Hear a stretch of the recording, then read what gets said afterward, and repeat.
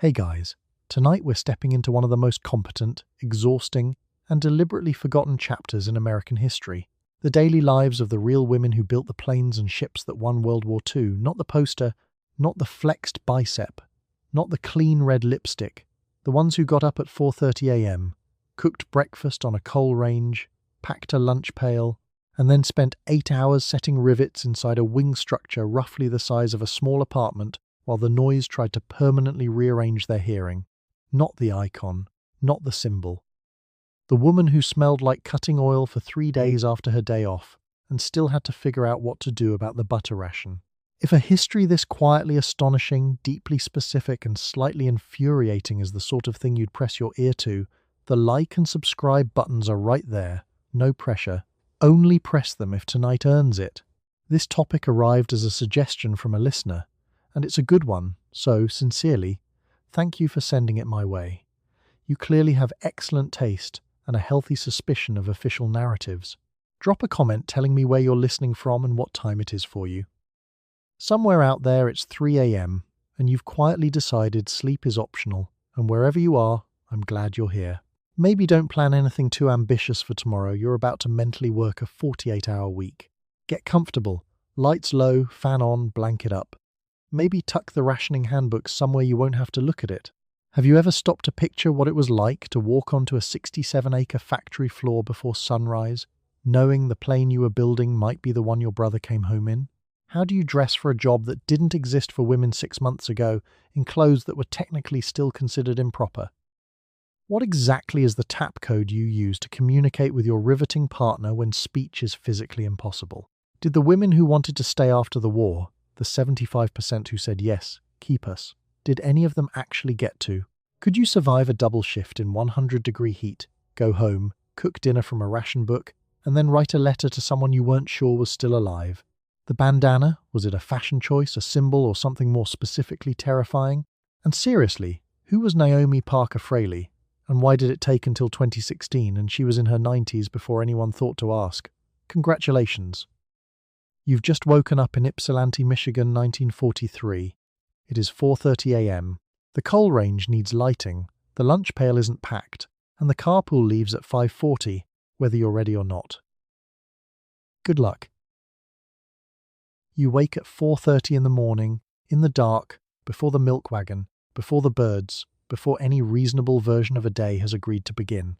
The first shift starts at 6, and the plant is across the city. There is no snooze. There is no second alarm.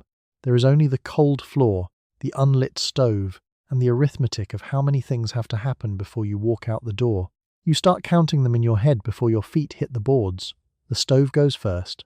It's coal, which means it requires your involvement at 5 in the morning in a way that a gas range would not. You coax it awake like a very small, very bad-tempered colleague who has also just been woken up. The breakfast needs to be made and the lunch pail needs to be packed. A sandwich, an apple, a thermos of coffee, and the coffee is a negotiation in itself because you are down to your last quarter pound, and the next ration book allocation doesn't land until Thursday. You measure it carefully. The coffee has opinions about being measured carefully. It produces exactly the amount of coffee needed to remind you what coffee is supposed to taste like. It is a small, stubborn, and faintly absurd ritual. Let's talk about the lunch pail. It's not lunch. It's a portable record of every decision you made the night before, compressed into a tin container. The sandwich is probably something that benefits from not being examined too closely. The apple is fine. The apple is always fine. The thermos lid has stripped threads and seals with a technique that is less engineering and more optimism. Somewhere in the house, a child stirs. You already know the exact creak of that floorboard. You stand very still. The creak does not repeat. You continue. The overalls come off a hook by the door. They are not a fashion choice, and they are not a statement, although they are quietly both of those things too, since 3 years ago you did not own a pair of trousers, and the neighborhood still has feelings about it. You pull them on in the hallway because the bedroom door doesn't fully latch, and you have already committed to not waking anyone. The bandana goes on last, folded, tied, every strand tucked, because the orientation pamphlet was very clear. And the reason the pamphlet was clear is that the plant safety office keeps a file, and the file is detailed, and you have heard enough about the file to fold the bandana twice. Margaret Totchek, one of the day shift riveters at the Willow Run line, keeps a small hand mirror nailed to the wall above the coat hook, not for vanity, for the bandana check.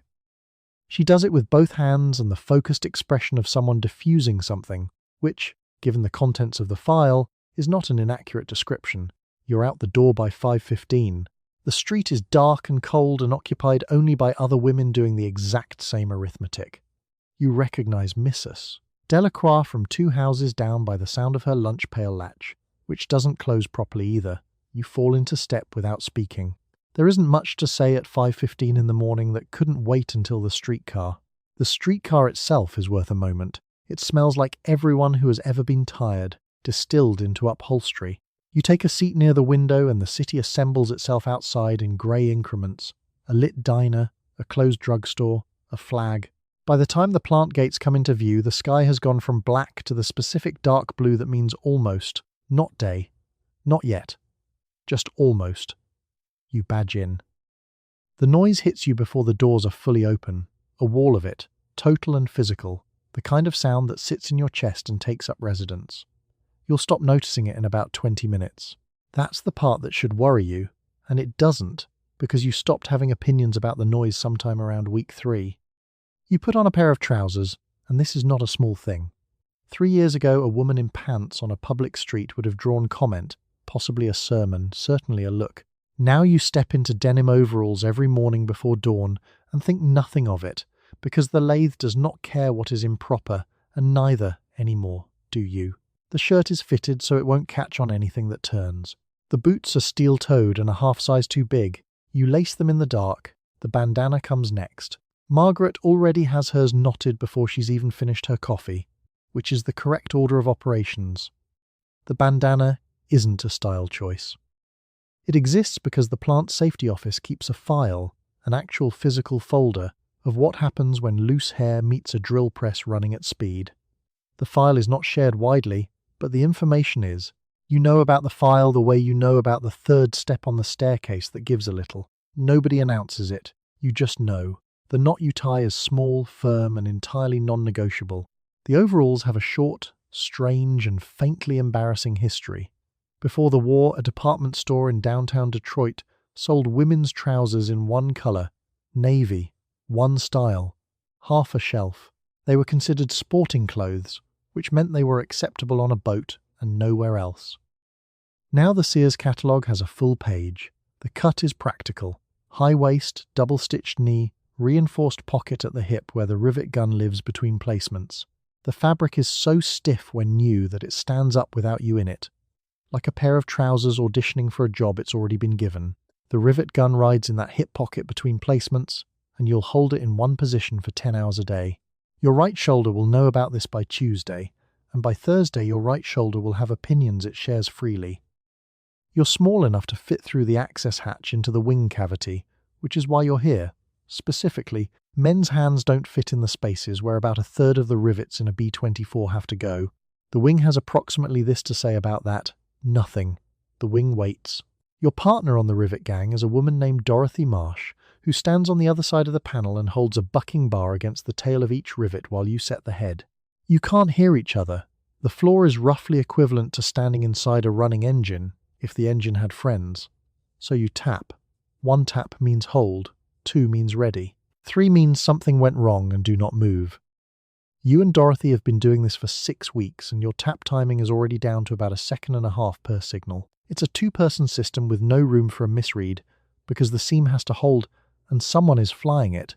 The overalls get washed on Sunday. This takes effort, because by Sunday the overalls have absorbed a full week of cutting oil, metal dust, and whatever the floor smells like when aluminum heats past 90 degrees, which is sharp and chemical and faintly sweet in a way that isn't sweet at all.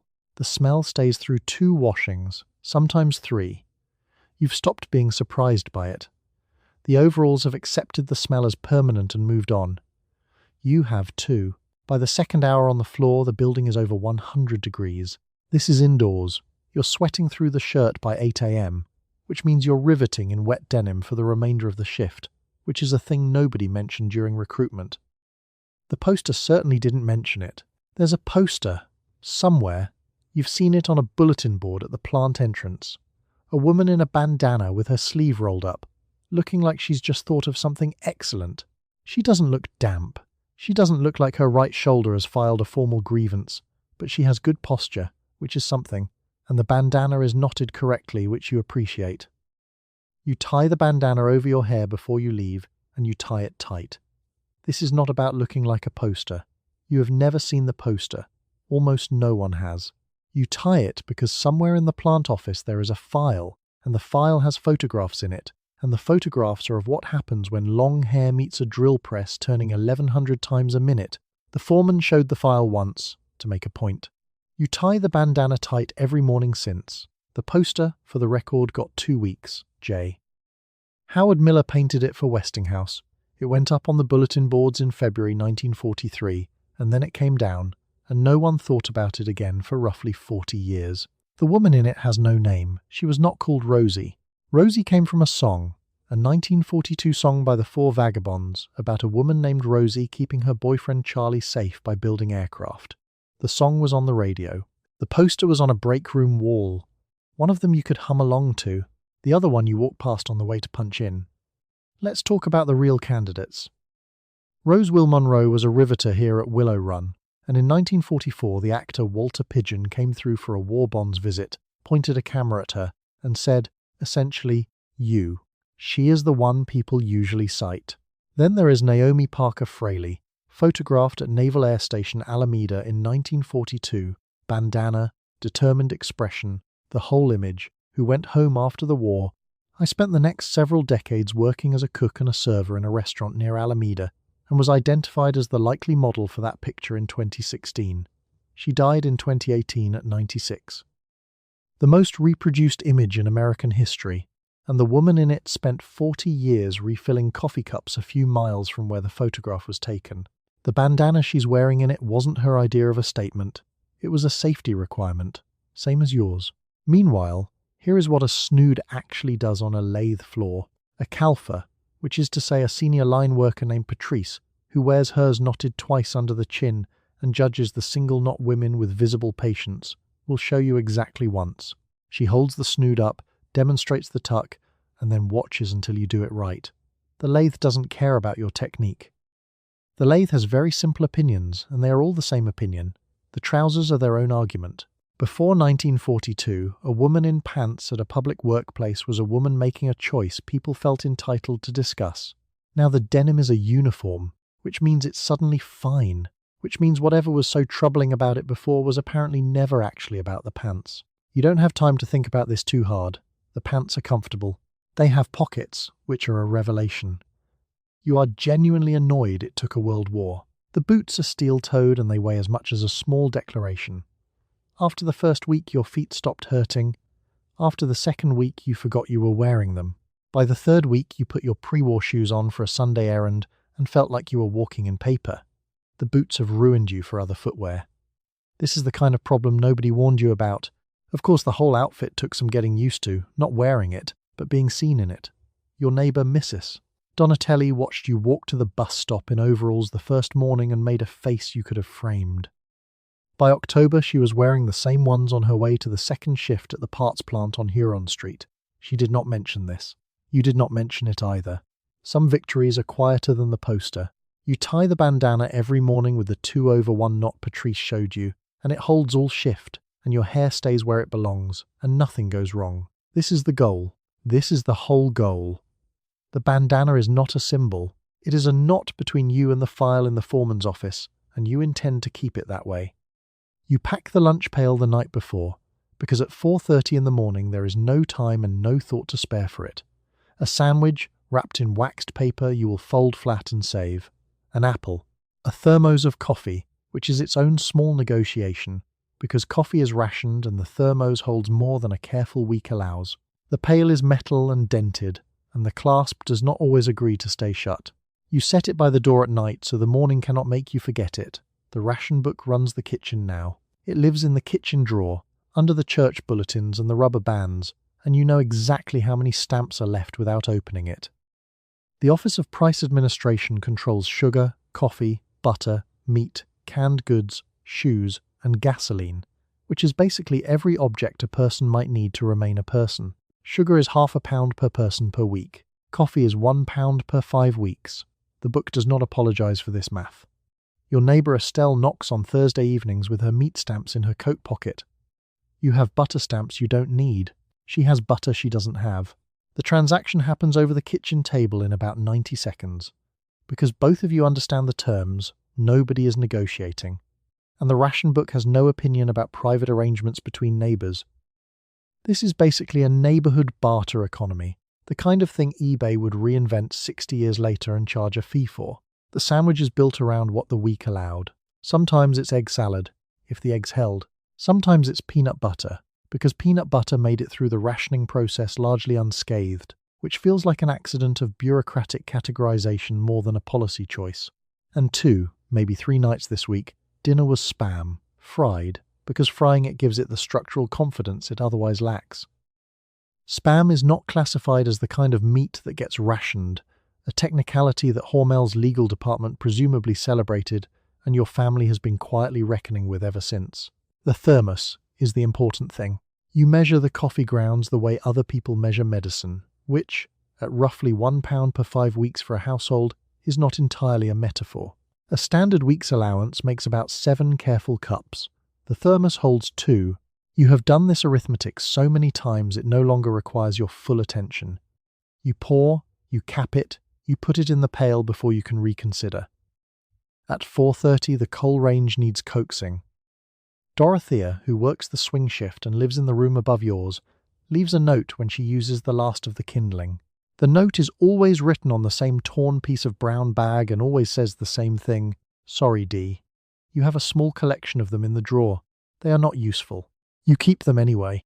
Breakfast is fast. Toast if the bread's stretched. Oatmeal if it didn't. You eat standing at the range because sitting down at 4:30 feels like a commitment the morning hasn't earned. The light is still wrong, grey and thin through the window over the sink, the kind of light that doesn't illuminate so much as suggest.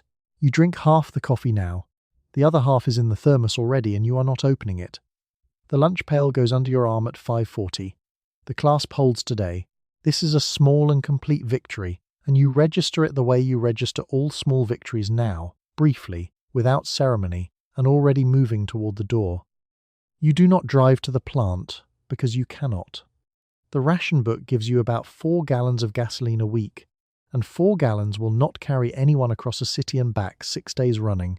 So you wait at the corner in the dark for the carpool, or you take the streetcar, packed shoulder to shoulder with other people in work clothes going your direction. Everyone is quiet at this hour. Everyone is doing the same arithmetic about time and distance. The car comes when it comes, and you are ready before it does. The carpool is 3 women and a man named Gerald who owns a 1938 Ford and has negotiated himself into a permanent driver position that nobody resents because it's Gerald's gas too. His car smells like the inside of a lunchbox.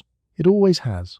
The Ford, small, loud, and held together mostly by optimism, gets you there anyway. You don't ask about the smell.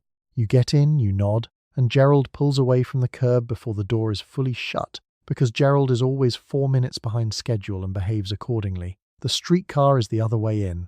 It runs on electricity, which is not rationed, which makes it feel almost luxurious by 1943 standards. You stand, mostly. The seats fill from the first stop, and you're the third. By the time the car reaches the industrial district, it's packed tight enough that nobody could fall down if they tried. You'd just stay upright by structural consensus. The woman to your left has a lunch pail that keeps nudging your elbow with a quiet insistence, like it's trying to start a conversation. Your body loses track of time on the way in. You left the house before 5. The shift starts at 6. The gap between those 2 facts contains a streetcar, a corner, Gerald's Ford, or sometimes all 3 in a row if the connections miss. The commute doesn't count as rest, but it also doesn't count as work, which means it lives in a category the body hasn't fully processed. You're upright and dressed and moving. The body registers this as a kind of ambiguous lie. The woman next to you on the streetcar, her name is Bev, you've established this over weeks of the same ride, falls asleep standing up by the 3rd stop, fully asleep. Her hand grips the overhead bar, her chin drops, and she sways with the track curves like a buoy in a mild current. Bev has 2 kids and a husband in the Aleutians, and works a 9-hour welding shift. Nobody wakes her. The streetcar has an informal policy about Bev. None of this is what the government posters suggested commuting looked like. The posters showed women arriving at gleaming facilities, hair neatly tucked, expression purposeful and uncomplicated. The posters did not show Gerald's Ford with the stuck passenger window, or the 3-block walk from the streetcar stop in the dark, or the fact that your work shoes are already rubbing by the time you reach the gate. A blister, in 1943, is a minor operational setback. You have addressed it with a bandage cut from a strip you keep in your lunch pail, and you do not discuss it further. The plant gates at 6 in the morning are their own kind of theatre. Several hundred people converging from several directions at roughly the same moment, badges out, moving at a pace that says I am here before the clock says I'm late. The guard, a man named Phil who has been working this gate since the plant opened and has perfected a nod that communicates both recognition and total indifference, scans your badge and waves you through. Phil nods at about 400 people a morning. His nod has the emotional range of a turnstile. You find it oddly steadying. And then you're inside. The noise hits before your eyes adjust. A wall of sound, constant, industrial, the kind of loud that doesn't startle anymore but just becomes the new silence you live inside. The floor stretches ahead in both directions, farther than feels reasonable for one building. The air smells like hot aluminum and cutting oil, and the rubber gaskets and something underneath all of it that's harder to name, the smell of sustained effort. The smell that stays in your hair. You know from experience it'll still be there tomorrow morning, faint, when you're back at the corner waiting for Gerald. You show your badge at the gate. It has your photograph on it, your number, and the colour that says which part of the plant you belong to, and a man you have never spoken to looks at it and waves you through. Inside, you go to your station, not a station you chose, a station you were assigned, and it is the same station as yesterday, and will be the same tomorrow. The clock by the door does the deciding now. You are early. You are always early, because the clock remembers when you are not. The smell is the first thing, every morning. It arrived yesterday. It will arrive again now. Hot aluminum mixed with cutting oil, solvent, and rubber gaskets, rolling across a 6-7 acre floor in one continuous wave that has nowhere particular to go and no intention of leaving. It clings to your hair through 3 washings at home. By the end of your shift, it will have worked its way into your collar, your sleeves, and whatever you thought of as the inside of your nose. The woman at the next station has been here 14 months and says she can't smell it anymore. You believe her. That's not reassuring. You tie the bandana on before you reach the drill press. This is not a style choice. The plant safety office keeps a file, an actual paper file, growing steadily, of scalping incidents near lathes and drill presses. The bandana is in the training materials. It has been in the training materials since before you arrived. Loose hair near rotating equipment has opinions about momentum, and those opinions are documented. The bandana goes on, the snood goes over it if your hair is long. You do not think about this anymore. Your hands are already moving. The motion is quick, practiced, and entirely automatic now. You pick the gun up the same way every morning. Right hand first, reset the grip twice, settle the weight, because that much weight held at arm's length in a fixed position for 10 hours is the kind of arithmetic that lives in your shoulder, whether you want it there or not. Dorothy, your bucker, is already on the other side of the panel. You can't see her face. You tap twice. She taps back once. This means she's ready.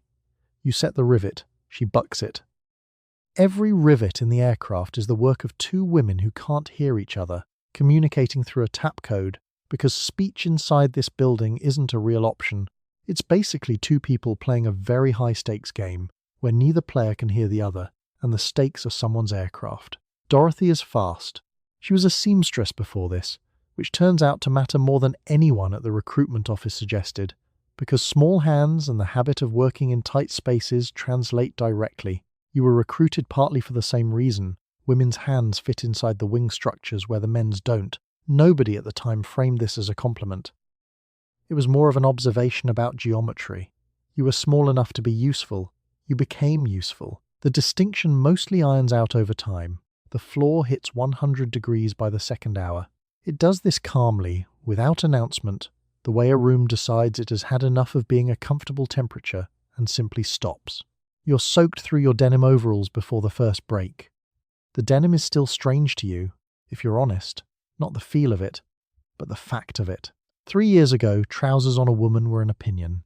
Now they're a safety requirement, because a dress near a lathe is another item in that file. The overalls don't care about the old opinion. They're warm and stained, and they have deep pockets, which turn out to be what you needed all along. The women's restroom is down the back corridor, behind a door that used to say storage. It still says storage because nobody replaced the sign. Inside, 6 stools, a mirror with a crack along the upper left corner, and more information than you'll find anywhere else in the building. Margaret from the aluminum section comes in at the first break and names the new foreman on line C. Young, watchful, tends to linger. The woman 2 stalls over says she's heard the same. You note it. Everyone notes it. There's no formal system for this. There doesn't need to be. The restroom is the original anonymous workplace review board, and the plumbing is not great, but the reviews are accurate. You will be here until 4.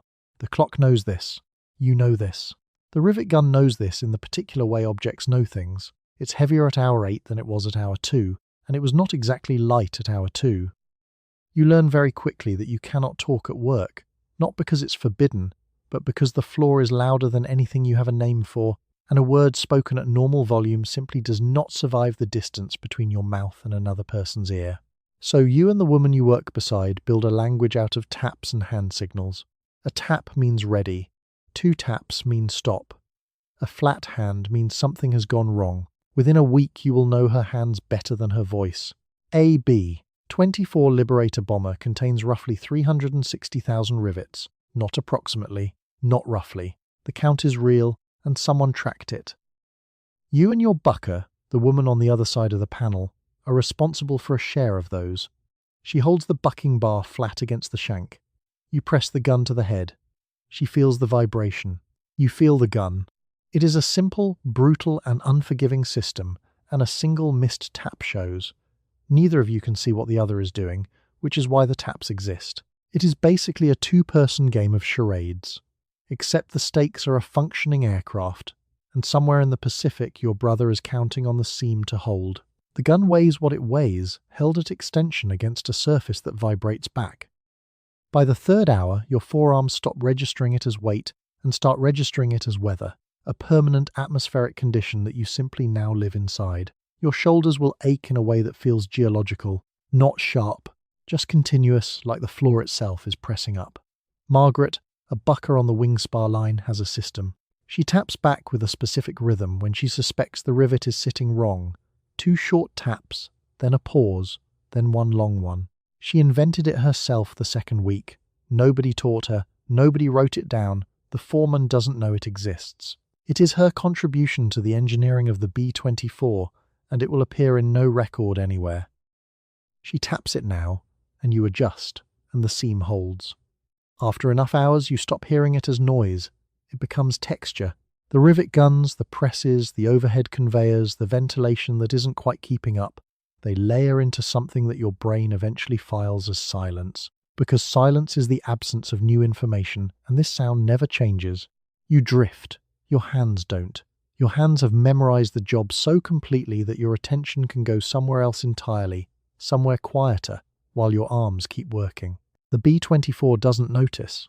The rivet doesn't care where your mind went. Of course, the floor does occasionally produce new sounds. A dropped tool rings out at a frequency that cuts through everything and makes 15 people flinch simultaneously. A misfire from a gun 3 stations down, a conveyor catching wrong. Each one snaps you back into your body with the specific alertness of someone who has just remembered where they are and what the consequences are if they're careless. Then the texture resumes. You drift again. At peak production, Willow Run turns out a finished B-24 roughly once every 63 minutes. The plant is 67 acres under a single roof. The bomber that rolled out an hour ago is already being inspected somewhere at the far end of a building you cannot see from where you're standing. The one being assembled around you now will follow it. The math doesn't stop for breaks, for the heat, for the weight of the gun, or for the fact that you haven't slept properly since Tuesday. The math is indifferent in a way that is almost admirable. You hold the rivet gun for 10 hours, and it weighs about 8 pounds, which sounds like nothing until you have held 8 pounds in the same position since before sunrise. The gun drives a heated rivet through holes already drilled in the metal skin of a bomber. On the far side of the panel, your partner presses a bar against the tail of the rivet so it flattens and holds. You drive, she braces. The gun kicks back into your shoulder each time it fires, and there are hundreds of times before lunch. Let's talk about your shoulder. It's not your shoulder anymore. It's a load-bearing installation with a bruise that has a bruise, sore, stubborn, and no longer consulted about anything. By week 3, the skin along your collarbone has developed a kind of institutional toughness, not a callus exactly, more like a resignation. You stop mentioning it. So does the woman across the panel from you. You tap twice to stop, reset the guide, and start again. The heat arrives by the second hour, whether you invited it or not. A defense plant floor in summer, in Michigan or California, is not the kind of room that cools down when you open a door. There are no doors to open. There are vents somewhere overhead doing something technically classified as ventilation. The aluminum gets warm before you touch it, and when the rivet gun makes contact, the smell comes up. Hot metal and cutting oil and something synthetic underneath that doesn't have a name yet, but will absolutely be in your hair by dinner. You're soaked through the work shirt by 7:45 inches the morning. The shirt doesn't comment on this. It just becomes part of the situation. You were recruited partly because of your hands. Specifically, because they're smaller than a man's and can reach the interior spaces inside the wing structure, where the geometry becomes inconvenient and the rivets still need setting. The engineering did not account for human comfort when it designed those spaces. A woman named Doris works the inboard section every day and has to reach her right arm in past the elbow, shoulder wedged against a spar, and set the rivet mostly by feel. She can do it in 11 seconds. She demonstrated this once to a foreman who didn't believe her. He timed it. He didn't say anything after that. The bandana is not optional and is not a fashion choice. The plant safety officer has a file. The file contains photographs. Nobody who has seen the file asks about the bandana again. You tuck every strand in before you approach the drill press, every single morning, the way other people check whether they've locked the front door, automatically, without thinking about it, and with genuine consequences attached to the forgetting. By the second week, the weight splits into 2 kinds, not one. Not just the gun, the attention. You're doing precision work on a machine that will carry 12 men somewhere over the Pacific. And the margin for a misset rivet isn't a quality control problem, it's a structural one. Lorena, who works the fuselage section 2 bays down, doesn't sleep cleanly anymore. She says she dreams about setting a rivet and then seeing a face, and the face belongs to her brother, who is currently on a destroyer near Guadalcanal. She tells you this during the lunch break, eating from a pail that contains a sandwich and an apple, sitting on an overturned crate because there aren't enough chairs for 42,000 people. You eat your own sandwich, and don't say anything useful, because there isn't anything useful to say. The work is what you have. You go back to it. By the end of a 10-hour shift, your hands are black to the wrist with grease and metal dust. Your fingernails are cracked and there's a colour under them that doesn't wash out until the 3rd attempt, sometimes not until the 4th. The smell of hot aluminum has settled into your hair with the confidence of something that plans to stay. You walk to the bus, or to the carpool, and you smell it all the way home. The next morning you get up and go back, because a B-24 rolls out of this building every 63 minutes, and the one after that is already waiting. You think about the rivets after you go home, which is something nobody warned you about. Each one has to seat correctly, because a panel with a bad rivet goes into a wing, and the wing goes onto an aircraft, and the aircraft goes somewhere over an ocean with someone's brother inside it. The woman 2 stations down dreams about it. She told you once that she sees a face when she imagines a rivet failing in the air. You did not ask whose face. You already knew, because you have started seeing one too. AB-24 contains about 360,000 rivets. You did not know this number when you started. Someone told you during your 3rd week and you wished, sincerely, that they hadn't. The number sits in the back of your head now during every shift, patient and enormous, like a very large unpaid bill that doesn't accrue interest so much as it accrues consequence. It is a large, patient, and entirely unpayable kind of number. Your partner is on the other side of the panel. You can't see her, and you definitely can't hear her. The floor noise is somewhere between standing next to a running locomotive and standing inside the locomotive, so the 2 of you communicate in taps. 1 tap, ready. 2 taps, hold. 3 taps, something's wrong. You have built a whole language out of 3 signals, which sounds minimal until you consider that it works, every time, at 100 degrees, through a 1/4 inch of aluminum. Dorothy, your bucker, has a tap so clean you can feel whether she's confident or not. A good tap is a firm tap. She doesn't hesitate. You've been paired together 4 months and you don't need to discuss it anymore. You just listen for the knock. The reason they wanted women for this job, specifically, is that smaller hands fit inside the wing and fuselage structures where a man's fist simply doesn't clear the frame. The military-industrial complex, having spent several decades ensuring women stayed out of manufacturing, discovered in 1942 that women's hands were, in fact, the correct size for the job they needed done immediately. Nobody said anything about this out loud.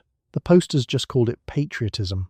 You hold the gun in one position for roughly 10 hours, with a 15-minute break at midday, assuming the line doesn't run long, which it often does. Your right shoulder stopped hurting around week 6, which Doris told you means the muscle has accepted its new life. You are not sure acceptance is the right word. Resignation, maybe? The shoulder has filed its paperwork and stopped protesting. Of course, the precision doesn't get easier just because your hands do. You set a rivet, you feel its seat, you move on. But the feel is everything. Slightly off angle, not flush, a millimetre of gap under the head, and your hands have learned to read it the way a safecracker's hands learn a dial. Too much, and you've deformed the panel. Too little, and the seam isn't closed. You don't get to go back. The panel has already moved. Sometimes at night you lie still with your hands open on the blanket and imagine you can feel the ghost of the gun still in your palm. The vibration stays for an hour after shift, maybe 2. Your fingers curl around something that isn't there. It's not distressing, exactly. It's more like your hands have decided the job continues whether you do or not. Bernice, who works the station on your left and keeps a photograph of her son pinned inside her toolbox lid, says she stopped thinking about the individual rivets around month 3. What she thinks about instead is the finished plane. The whole thing lifting off somewhere flat and grey and becoming something that moves through air. She says it like it's simple. She says it like she decided one morning and it stuck.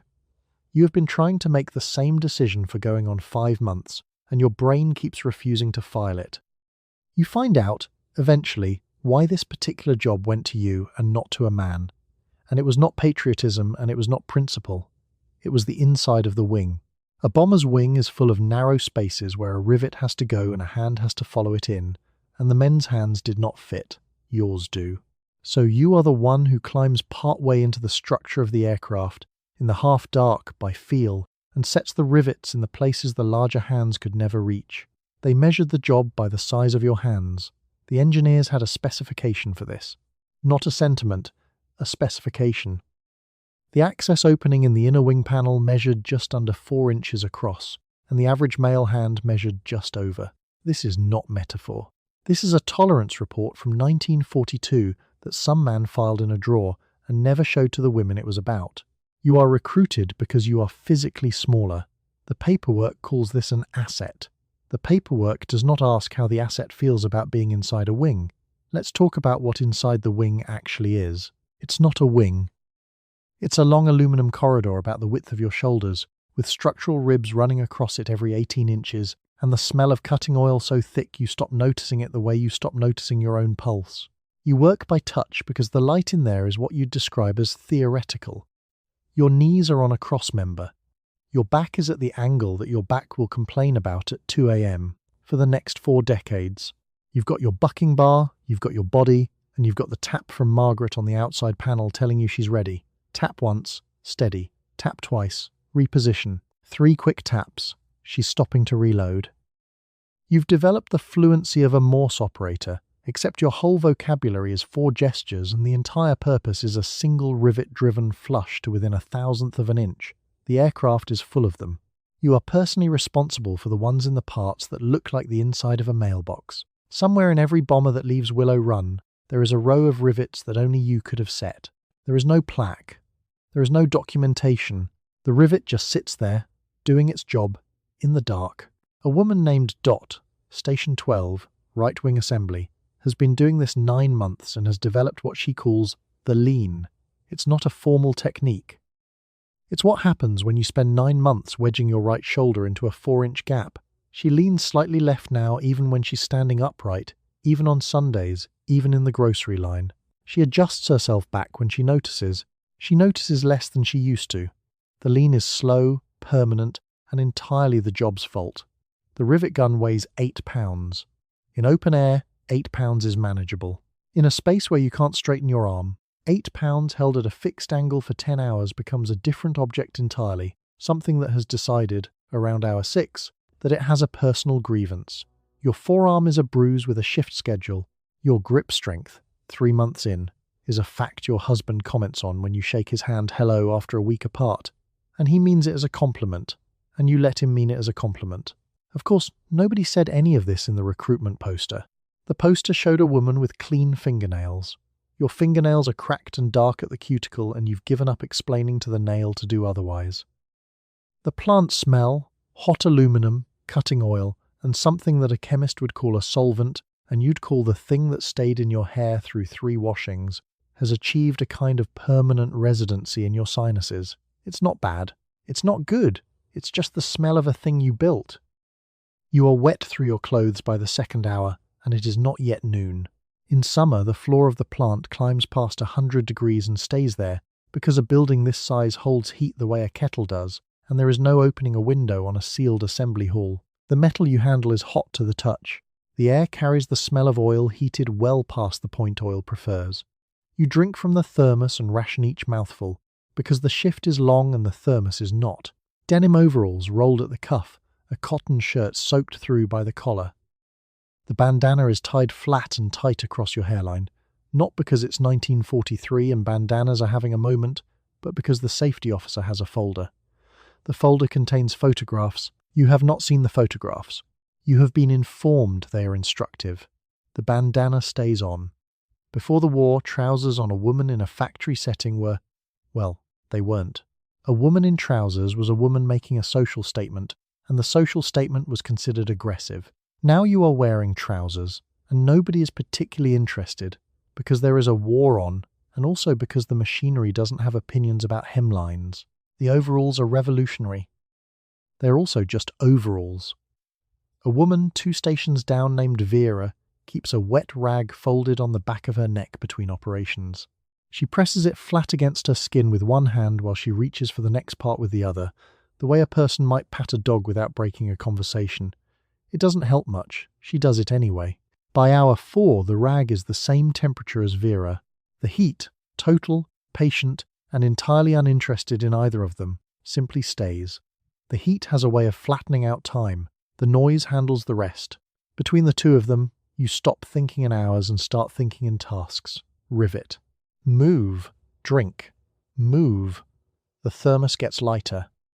The shift gets longer in direct proportion to the thermos getting lighter, which seems unfair but is consistent. Your clothes will not smell like clothes by the end of this. They will smell like the floor, which smells like hot aluminum and cutting oil, and the specific odour of rubber gaskets expanding in warm air, something between a tyre shop and a dentist's office. If the dentist's office were the size of 50 football fields and everyone inside it was hitting something, you will wash your clothes. The smell will stay. You will wash them again. The smell will negotiate. Your skin keeps the record now. The grease works into your knuckles by the 1st hour and doesn't leave until the weekend, and sometimes not then. Your fingernails crack at the edges from the combination of metal dust and constant water contact from the drinking ration and the occasional swipe of a rag. By Friday, your hands look like they belong to someone who has been doing this for decades. You have been doing this for 7 months. The drinking water situation is a tap and a shared cup on a chain and a line that forms at intervals the body does not choose. You go when the line is short. You go when the line is long.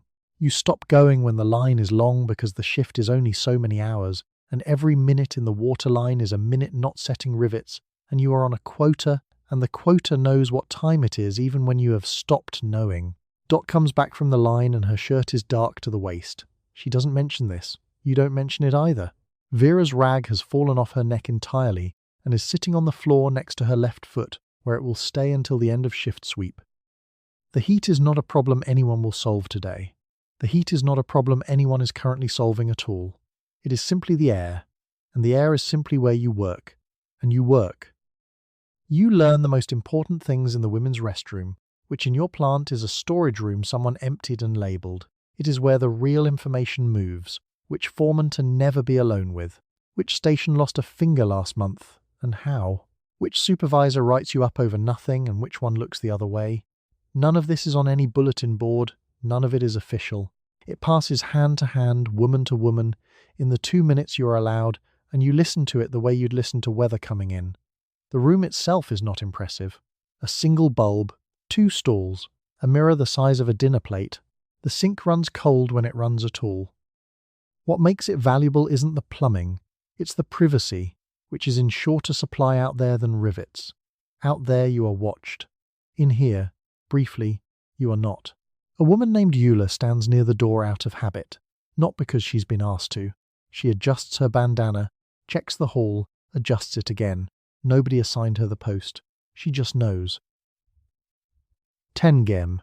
The room is small, cold, and the most honest space in the building. What moves through here isn't gossip, it's information. There's a difference, and the women in this room know it. Gossip is who said what about who.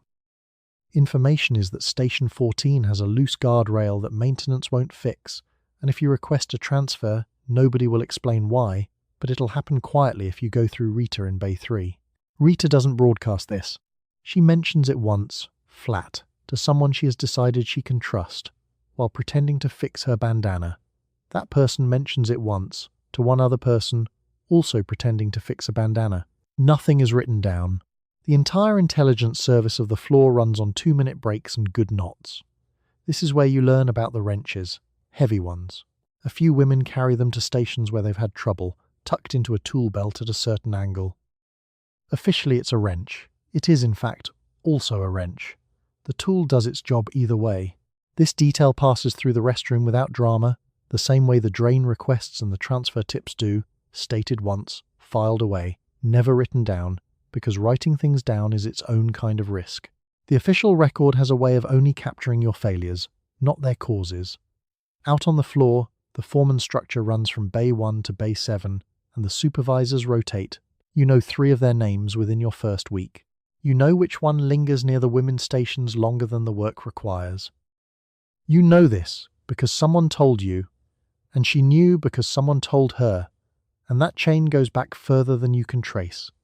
The information is older than you are in this building. It was here before you arrived, and it will be here when you leave. The restroom maintains it the way a library maintains books, except there are no books, no card catalogue, and the collection burns if anyone writes it down. By your 3rd week, you are part of it. You've handed something over, a warning, a name, a heads up, about a policy change that hasn't been announced yet, but someone's supervisor mentioned at shift end. The contribution doesn't feel significant. It feels like being a decent person, which, in a building this size, running on this much noise and heat and urgency, is its own kind of structural engineering. The 2 minutes run out.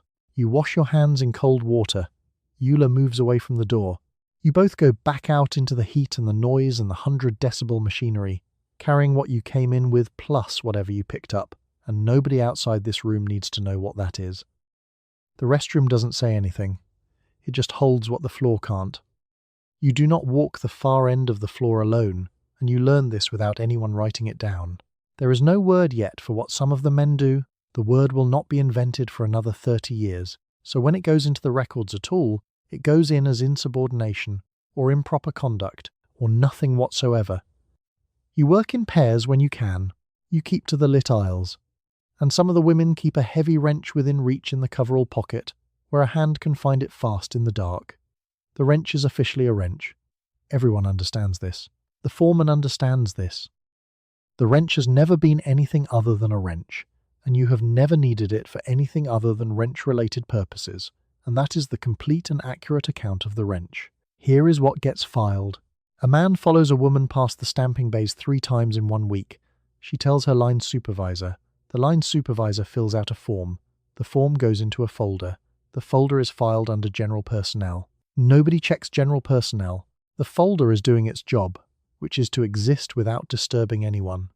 Dorothy in Bay 9 has a different approach. Dorothy does not file forms. Dorothy has a voice that carries over the riveting guns, which is an achievement, and she uses it when she needs to, which is approximately twice a week. She stands at full height, which isn't much, but she stands at all of it, points with the wrench, and says the man's name and his station number out loud in front of everyone in earshot. This is a form of documentation. It is not recognized by the Office of Price Administration, the War Manpower Commission, or the General Personnel Folder. It works considerably better than any of them. Her method is loud, public, and remarkably effective. The informal system runs alongside the official one, same as the restroom network does, same as the tap codes between riveter and bucker. You don't build infrastructure on the floor.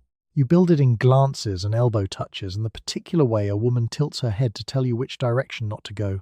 It's basically the original Yelp review system, except the reviews are non-verbal and the stakes are your personal safety on a 6-7 acre floor. Your bucker, if you have one, is the person you spend 10 hours a day communicating with entirely through taps on sheet metal, and after 2 weeks you know her moods by the rhythm of her signals the way you'd know her voice. Dorothy, that's your bucker, has a tap that means times hurry times, and a tap that means times wrong angle, times and a tap that lands a little harder than necessary when something on the floor has bothered her, and she's been holding it since the last break. You know all three. You respond accordingly. 2 women on opposite sides of a wing panel talking in code, setting one rivet in a single B-24, then the next one, then the next. And yet none of this makes it into the training materials. The training materials cover rivet angle and drill speed and the proper way to hold the bucking bar.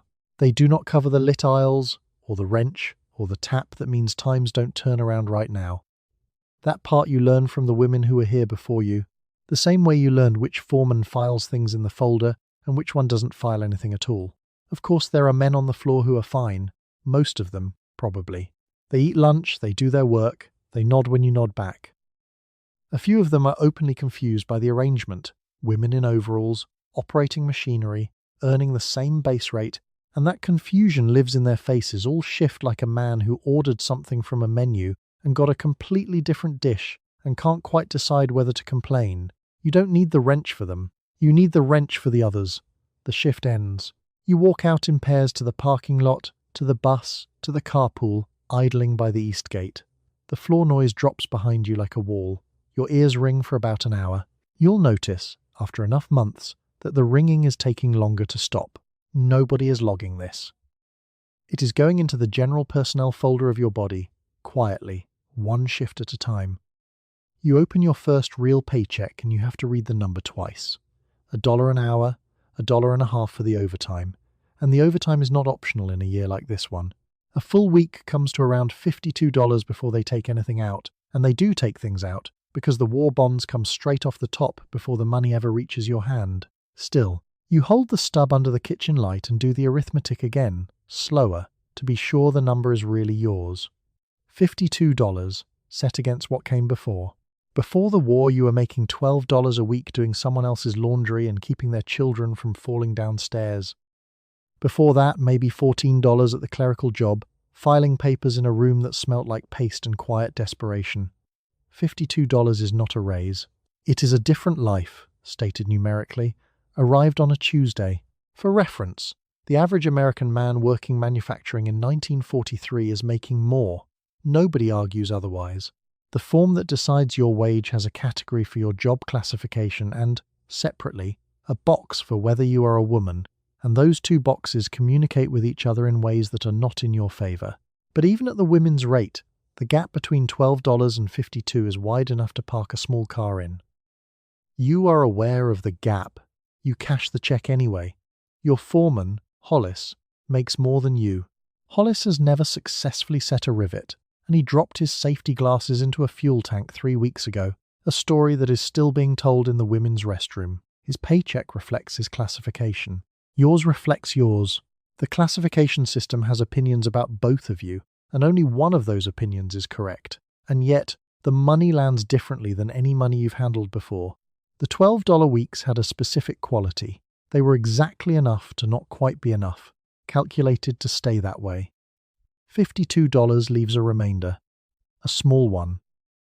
But a remainder is a concept you haven't lived with much, and it has a physical sensation, something like putting your foot down and finding the floor exactly where you expected it. Norma Szymanski from the line 2 stations over opens her first stub in the break room, reads it, folds it into a perfect rectangle, and tucks it into her brassiere for safekeeping, not her pocket. Her brassiere. She catches you watching and says, without explanation, "I know where my bra is." This is a complete sentence. She goes back to her sandwich. The paycheck is real, large, and going somewhere safer than a pocket. Of course, the money has conditions attached. The war bonds aren't optional, they come out pre-signed, a patriotic deduction that the government describes as saving for your future, and that your future will eventually return to you, in theory, at maturity. You are also paying union dues now, which is a different kind of deduction with a different kind of return. The union dues buy you a grievance process. The grievance process is slow and inconsistent and staffed by men who are largely more interested in the wages of other men, but it exists. Before the factory, there was no grievance process. There was just the door. The practical architecture of $52 looks like this. Rent on the room is $7, and that's the one expense that doesn't flex. Food costs less than you'd expect because the ration book controls most of it, and there's only so much you're allowed to buy regardless of what you can afford. You send $10 to your mother in Ohio, not because she asked, because the $12 version of you couldn't, and now you can, and that fact requires some kind of action. The remaining money sits in the coffee tin behind the stove, which is not a bank but has better hours. The post-war version of this story ends with the government formally authorizing companies to release women first, effective August 1945. A Women's Bureau survey the year before finds that 3 out of 4 defense workers want to stay in manufacturing after the war. The survey is conducted, the number is noted, and then the survey is filed somewhere no one will look. $52 a week was not a wartime exception. It was a fact about what the work was worth. The work doesn't change. Only who's allowed to do it. You think about what this money would have meant a few years ago, because a few years ago it was not available to you at any price. Before the war, you could clean another family's house for about $12 a week, or type in an office for $14, and those were the choices on offer. Now you make 3 times that driving rivets into bombers, and the difference is not an abstraction. It is shoes for the children. It is the rent paid early instead of late. It is, for the first time anyone remembers, a little left over. The little left over is not cash in the obvious sense, because cash in 1943 has opinions about what it can purchase and when.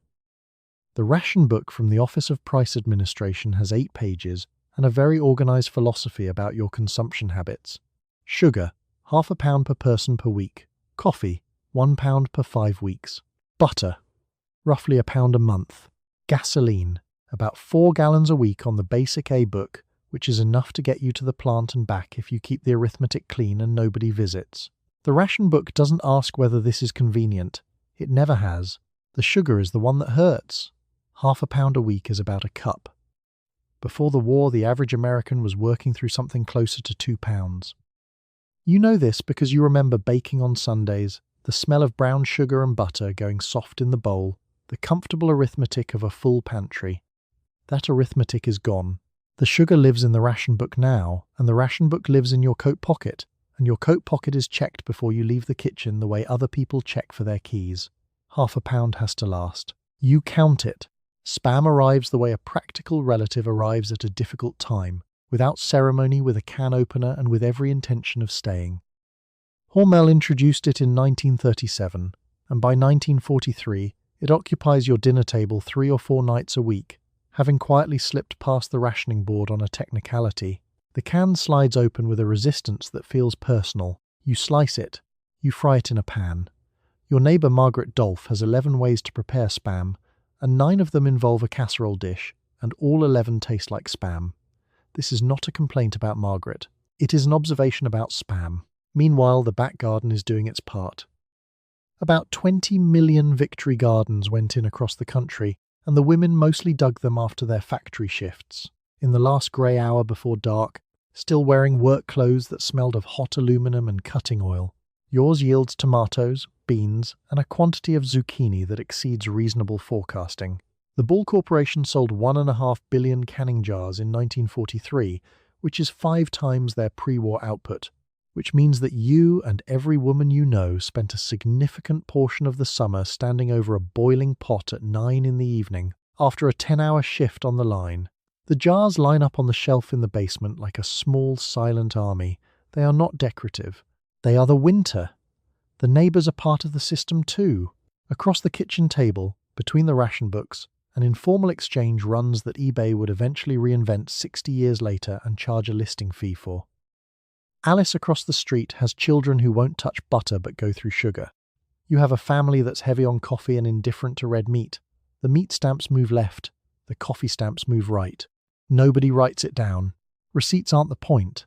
The point is that Tuesday has a pot roast and Thursday has coffee with it, and both households got something they needed. The trade is quiet, fair, and entirely off the books. The money makes this possible in ways that weren't possible before, because the money is real in a way the previous money wasn't. $31 a week, which is what you clear after the pre-deducted war bond and the union dues come out, doesn't solve every problem. But it solves the problem of choosing between the gas bill and the grocery. It solves the problem of the children's shoes in September. It solves the problem of the dentist, which has been unsolved for 2 years and has developed opinions in the interim. The little leftover sits in the savings account at the end of the month. Not much. Enough. You finish the shift and you do not look like yourself. Your hands are black to the wrist with grease and metal dust, and the dust has worked under your nails and into the cracks of your knuckles where soap will argue with it for days. Your hair under the bandana has taken on the smell of hot aluminum, and it will still carry that smell after the second washing and probably the third. You catch your reflection in the window of the streetcar going home. You look now like the work you do. The smell is a specific thing. It's cutting oil and hot aluminum and something underneath that. Rubber gaskets, solvents, the particular burnt note of metal being drilled at speed, layered over 67 acres of floor and compressed into your clothes, your skin, the creases behind your ears. You've tried to explain it to your sister, who works at the Five and Dime and comes home smelling of floor wax and peppermint candy. She nods, but her face says she doesn't believe you. The smell is present. Not bad, exactly. Not good. Just aggressively permanent, like it paid rent and has no intention of leaving. The hands tell it most plainly. By month 3, your knuckles have a new geography. There are small cuts that don't quite heal because the same motion reopens them every shift. Your grip strength has increased to a degree that becomes socially awkward. You crack a glass twice at Sunday dinner before you recalibrate. What 10 hours a day of the rivet gun does to a wrist is its own conversation. A co-worker named Delphine has started wrapping her right wrist in cloth before the shift, the way a boxer wraps her hands before a fight. She says it helps. You're not sure. The cloth is always black by lunch. It is steady, heavy, and quietly rearranging work.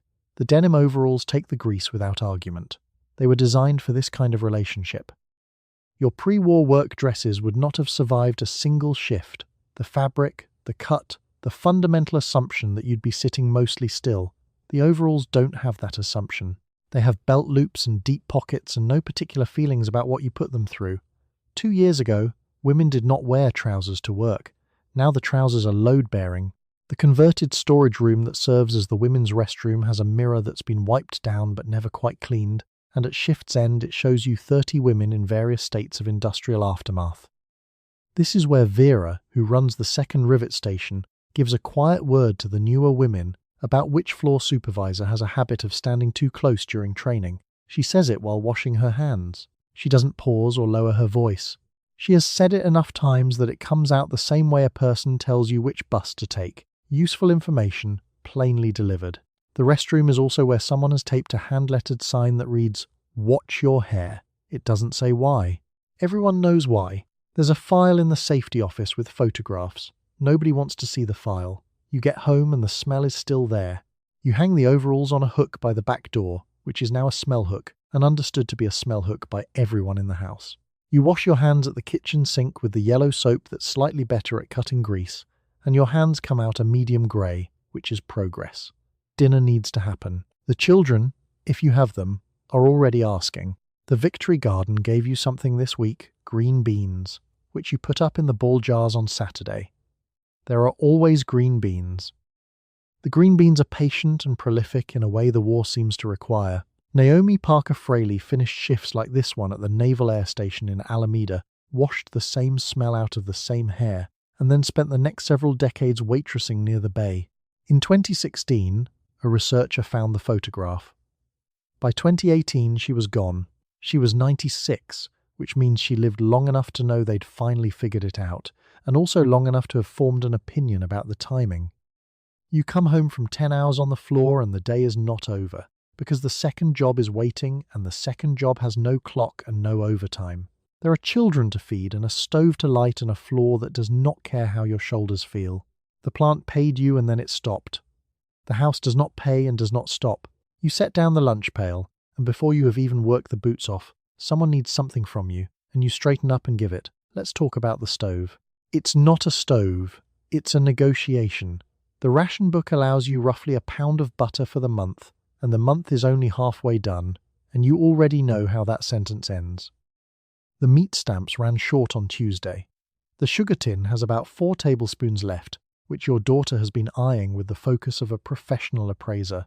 You open the icebox, you assess the situation, and you make something out of approximately nothing, which is a skill that does not appear on your resume but probably should. What is left of the day is long, unpaid, and entirely yours to manage. Dinner on a Wednesday in 1943 is spam, fried in the pan your mother gave you, with whatever the Victory Garden produced this week. The Victory Garden is out back. You planted it in March, on a Sunday, after a full Saturday shift, because the government asked nicely and also because food costs money and you are spending your money on rent and the children's shoes. The garden produces beans and tomatoes and, inexplicably, an enormous quantity of zucchini that nobody requested. The zucchini doesn't know about rationing. It has its own agenda entirely. Marta, who lives 2 houses down on Dexter, knocks around 7 with her ration book open to the butter page. You have butter stamps. She has meat stamps. You do this trade every week. Same porch step, same nod. It's not a system. It's just 2 women with the same problem arriving at the same solution, which is basically eBay, except nobody charges a transaction fee and the reviews are delivered in person. You earned $36 this week, more than your sister makes in a month at the telephone exchange, more than you made in 3 months before the war. And yet the money moves through your hands like water through a screen. Rent on the Willow Run side takes a third. Groceries take another third. The remainder goes to the children's lunches and the coal bill and the pair of boots that your youngest has already grown out of, which feels like a personal insult. The wages are real, the wealth is not. After dinner, there's the washing up and the children's homework and a letter you promised to write 2 days ago to your husband, who is somewhere in the Pacific and has not received a letter in 3 weeks and mentioned it in his last V-mail in a tone you recognized. You sit at the kitchen table with a pen and a single sheet of paper and you try to describe your day without sounding tired, because he is tired too, and there's a limit to how much tired one letter can hold. You write that the beans came in and the children are fine. You don't write about the foreman or the spam or how your right hand cramps now when you hold a pen. You fold the letter. You'll mail it in the morning. Somewhere around 9, the children are in bed and the kitchen is clean and the lunch pail is packed for tomorrow. Sandwich, apple, thermos of coffee, and you sit in the chair by the window for approximately 4 minutes before you remember the floor. The floor has been there all evening, radiating judgment. You get the mop. A 1944 Women's Bureau survey found that 3 out of 4 defense workers wanted to keep their factory jobs after the war. The survey did not ask how they felt about the floor. It probably assumed it already knew the answer.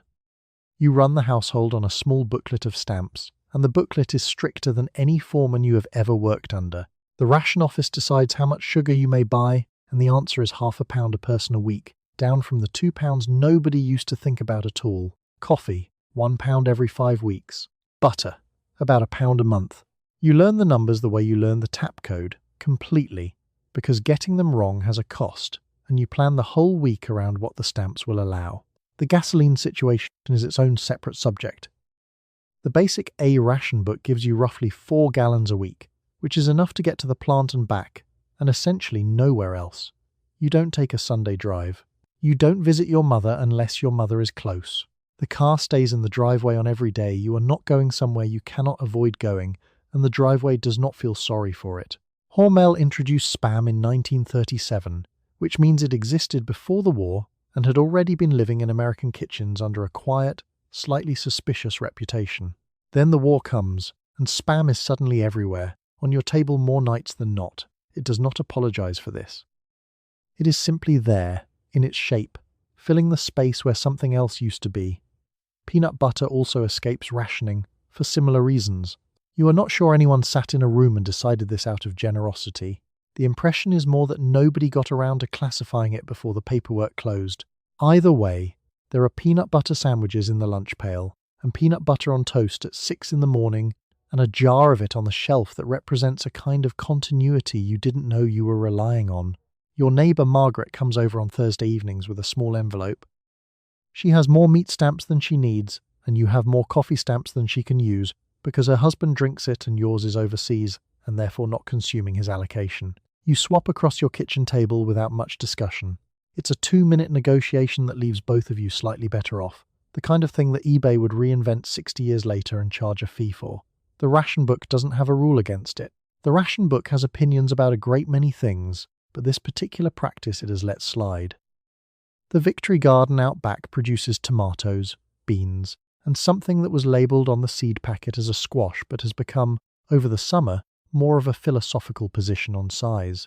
You put up canning jars every weekend you're not too tired, which is fewer weekends than you'd like. The Ball Corporation sold 1.5 billion canning jars in 1943, which tells you something about how many other women are also doing this, also tired, also standing over a pot of boiling water on a Saturday morning when what they would prefer is to sit down for 11 consecutive minutes.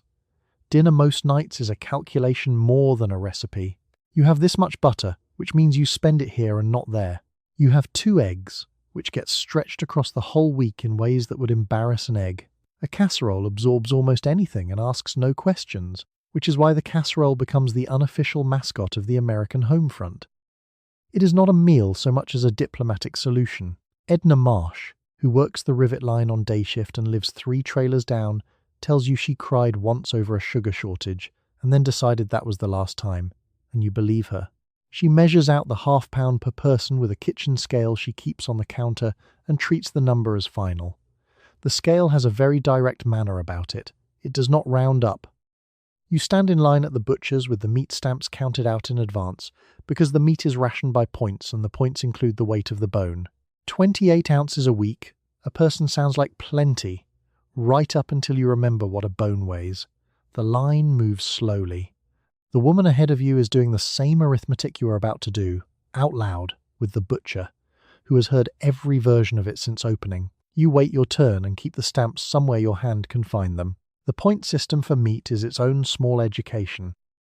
A pound of chuck costs more points than a pound of chicken liver, which is how the government accidentally invented a nation of people who learn to braise. You can technically eat well inside the system if you know which cuts nobody else wants. Oxtail. Kidney. A beef heart which the butcher wraps with the expression of a man who has given up judging. You take it. The cut is cheap, tough, and yours, Mrs. Eugenia Phelps, 2 houses down, runs the neighbourhood's informal stamp exchange from her kitchen table on Thursday mornings. She keeps a notebook. Not a ledger, just a spiral notebook she bought at Woolworth's, with a coffee ring on the cover that she never seems to notice. You bring her 2 meat stamps. She slides you a sugar ration and a butter coupon, and the transaction takes 11 seconds because you've both done it enough times that no one needs to explain the rate. It is basically the New York Stock Exchange, except the commodity is a pound of ground beef and nobody's getting rich. You cook around the shortage. Number. You get home at 3:30 in the afternoon, still carrying the smell of cutting oil in your hair, and you have maybe 90 minutes before dinner needs to be on the table. The oven is already a liability in July, the kitchen in July is its own hostage situation, but you turn it on anyway because the casserole needs 45 minutes, and the alternative is explaining to 2 children why there's nothing hot.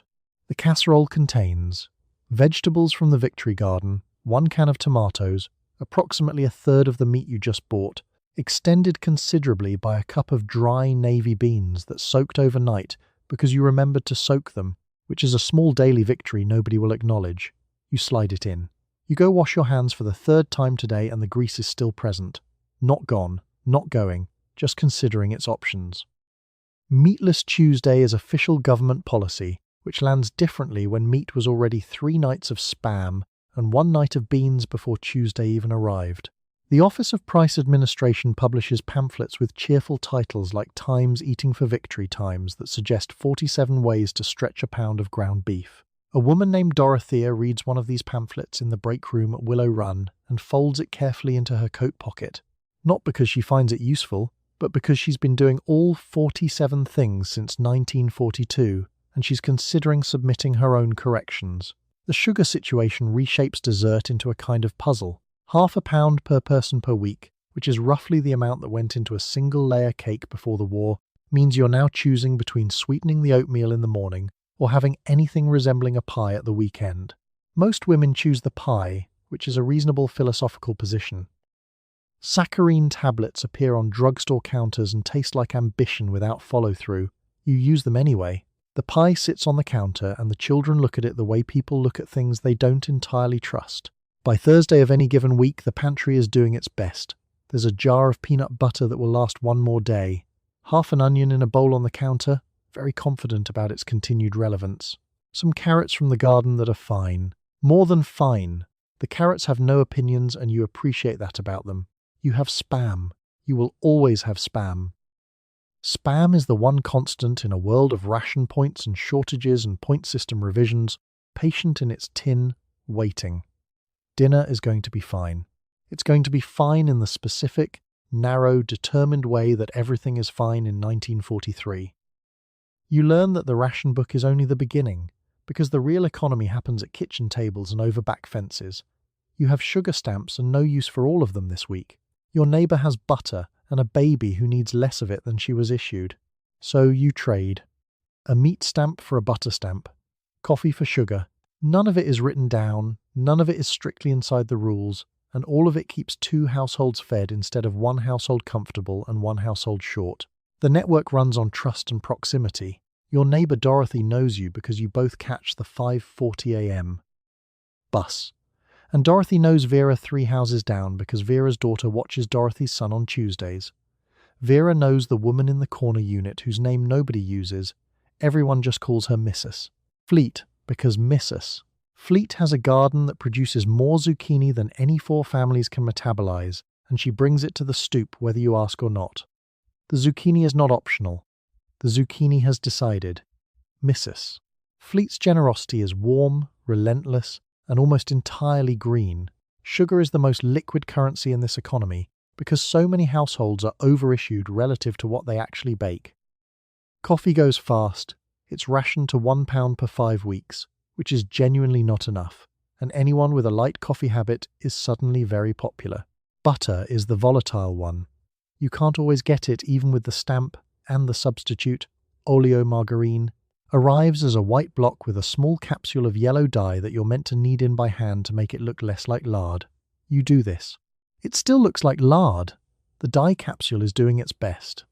The Office of Price Administration issued those ration books, and the OPA had opinions about all of this informal trading. The official position was that stamps were not transferable. The practical position was that nobody was stationed at your back fence. The books are small, blue, red, and tan, depending on what they cover. Blue for processed foods, red for meat and fats, and they're printed with a quiet authority that suggests the government expects them to be obeyed. They are obeyed roughly the way speed limits are obeyed in a parking lot at midnight. Miriam Chu, who works the swing shift at the Richmond Yards and lives in the federal housing block on 3rd, keeps a running mental ledger. She gave Mrs. Kowalski 2 sugar stamps last month. Mrs. Kowalski gave back a full coffee stamp and a ½ eggs from her sister's farm in Contra Costa. Miriam counts this as settled. She does not write it down because writing it down is the kind of thing that might one day be found. She does write down her garden rows, beets on the north side, pole beans along the fence, because the garden is legal and the beans are coming in heavy, and she'll need to know where she put the canning lids. The canning has its own economy. Ball sold roughly 5 billion canning jars in 1943 alone, which is the kind of statistic that only makes sense when you picture 20 million backyard gardens all trying to beat the frost at the same time. The lids are the scarce part. Rubber seals get reused until they don't seal anymore, which is 1 or 2 uses past when they should have stopped. A bad seal and a jar of green beans sitting on the shelf for 4 months is a problem with consequences, and the women who've been canning since their mothers taught them know exactly what the lid should sound like when it pops down. The pop is not decorative. The pop is the whole point. What this informal network actually does, beyond filling the gap between what the ration book provides and what the household needs, is build something that survives the war. The women who traded stamps on Eugenia Phelps's Thursday afternoons kept doing it afterward. The favor economy that ran on trust and proximity and nobody writing anything down had become, over 3 years, just how the block operated. That's just Tuesday. You cook dinner around what the stamps did not cover, and what the stamps did not cover, increasingly, is a tin of Spam. It was not classified as the sort of meat that got rationed, which is the entire reason it has landed on your table 3 or 4 nights a week. You fry it in slices in the same pan as always. You serve it with potatoes and whatever the garden gave up that day. The children have their opinions about Spam, and you have run out of the patience to entertain them. Hormel introduced Spam in 1937, which means it existed for about 4 years as a mild national curiosity before the war turned it into a dietary cornerstone. The tin contains pork shoulder, ham, salt, water, sugar, and sodium nitrite. That is the full list. It slides out in one piece with a sound that the word reluctant was invented to describe, and it holds its shape with the structural integrity of a novelty foam cushion. The smell arrives before the tin is fully open. Not terrible, not good, just aggressively present, like someone whispering pork directly into your kitchen. By 1943, you have developed an entire culinary literature around this one tin. You fry it. You bake it with a brown sugar glaze that makes it look almost intentional. You dice it into beans. You fold it into scrambled eggs on Sunday mornings when the egg ration holds. A recipe in the Women's Day column suggests slicing it thin, breading each piece individually, and frying it in oil until it has the appearance, if not exactly the flavour, of something you chose on purpose. You cut out that recipe. You are not proud of this. Peanut butter also escaped rationing by a similar bureaucratic technicality, which means your pantry in 1943 contains 2 items present in unlimited quantity, a tin of Spam and a jar of peanut butter. This is less a diet and more a dare. The peanut butter goes on bread when bread is available, on crackers when it isn't, and once, memorably, directly off the spoon at 10 o'clock on a Tuesday, because dinner ran late and the children were still awake and you haven't sat down since 4:30 this morning. Your neighbour Dolores Ptak sets Spam on the table with the serene confidence of someone who has fully made peace with it. She slices it thicker than you do, fries it harder, and serves it with a fried egg on top and a look that dares anyone at the table to comment. Her daughter, age 7, calls it the pink thing. Dolores slides the plate across the table and says nothing. The subject is considered closed. The Victory Garden handles the vegetables, mostly. You planted it last April in the strip of yard behind the house. Tomatoes, beans, carrots, a row of cabbages that came in all at once in September and had to be processed in a single frantic weekend before they turned. The garden does not care that you worked a 10-hour shift. It ripens on its own schedule, with the casual indifference of something that doesn't need a ration book and knows it. By August you are canning after dinner, which means you are standing over a boiling pot at 9 p.m. because the tomatoes peaked while you were on the floor. Meatless Tuesday exists as a formal suggestion from the War Food Administration, and you are already laughing, quietly, because Tuesday looks almost identical to Wednesday and Thursday and most of Friday. Spam, of course, isn't the meat anyone meant to conserve. Nobody addresses this directly. The government has decided that Spam occupies a regulatory category all its own, somewhere between meat and morale, and you are inclined to agree. The children eat what's on the table. This is not negotiable and has not been negotiated. The youngest one has developed a specific facial expression for Spam nights. Not protest, exactly, more like formal notification that she is aware of the situation. You acknowledge the expression. You serve the potatoes. Both of you know this dance too well. You grow vegetables in whatever ground you can claim, because the government has asked you to and because the arithmetic of rationing makes the asking almost unnecessary. They call it a victory garden. Yours is a strip of yard, or a share of a lot the neighbourhood broke up between them, and you work it after the shift, in the last of the light, with hands already used up by the day. Tomatoes, green beans, beets and cabbage in their rows. The garden does not care that you are tired, and you bend down and tend it anyway. There are about 20 million of these gardens across the country in 1943. They produce roughly 40% of the nation's vegetables, 8 million tonnes, and almost none of that math shows up on a government poster in any useful way. What shows up on the poster is a cheerful woman in a sun hat. You are not wearing a sun hat. You are wearing the same headscarf you wore to the plant, because it takes too long to change, and your knees are wet from kneeling in soil that never fully dried out from last week's rain. What the garden costs isn't money. Seeds are cheap and some you saved yourself from last summer, wrapped in paper envelopes and labelled in pencil. What it costs is the hour between the end of your shift and the end of the light. That hour belongs to no one in particular, which means it belongs to everything at once. The children need feeding. The beans need staking. The letter you've been meaning to write since Tuesday is still on the table under a coffee cup. The hour is not large enough for all of this, and yet every evening it is asked to be. Margaret Sabo, 3 doors down, grows zucchini with what can only be called personal aggression. She plants more than anyone needs and appears on your porch every third evening with 2 of them in her arms, looking mildly apologetic. You accept them. You always accept them. By August, you have learned 4 ways to cook zucchini, and all 4 of them taste like zucchini. The harvest, generous, relentless, and frankly excessive, keeps arriving on the back step. The Ball Corporation sells 1.5 billion canning jars in 1943. Before the war, they sold about 300 million. That is a 5-fold increase, and it lands entirely in your evenings. The canning happens after supper, after the children are handled, in a kitchen that's already been hot since 6 in the morning and has no intention of cooling down. The jars go into the pot. The pot goes on the range. You stand over it in the dark because by the time this part of the day arrives, night has finished arriving without asking your permission. Steam rises. The tomatoes inside the glass look theatrical, like they know they're being preserved for something.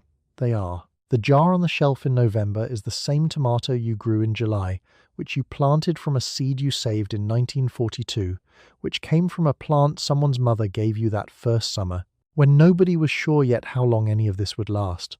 The garden isn't just food. It's a calculation stretched across seasons, which is basically the same logic as a savings account, except it doesn't earn interest, and you have to weed it. The neighbours trade what they have too much of for what they don't have enough of, informally, at the kitchen table, the way every complex economy eventually simplifies back to 2 people deciding what's fair. Zucchini for cucumbers. Green beans for tomatoes. Your butter stamps for someone else's sugar, slid across a table with the same pragmatic efficiency the Chicago Mercantile Exchange would later try to formalize. The stamps move. The food moves. Nothing is wasted if it can be helped, and it can almost always be helped. You straighten up from the last row. Your back protests with the specificity of someone who has been keeping a detailed record. The garden is darker than the sky somehow. The tomatoes are invisible now, just the smell of green stems and turned earth and the faint chemical edge of the plant that never entirely leaves your hands even here. You will be up at 4:30. The alarm knows this. The alarm has no sympathy whatsoever, but then, neither does the garden, and you manage to love both of them anyway.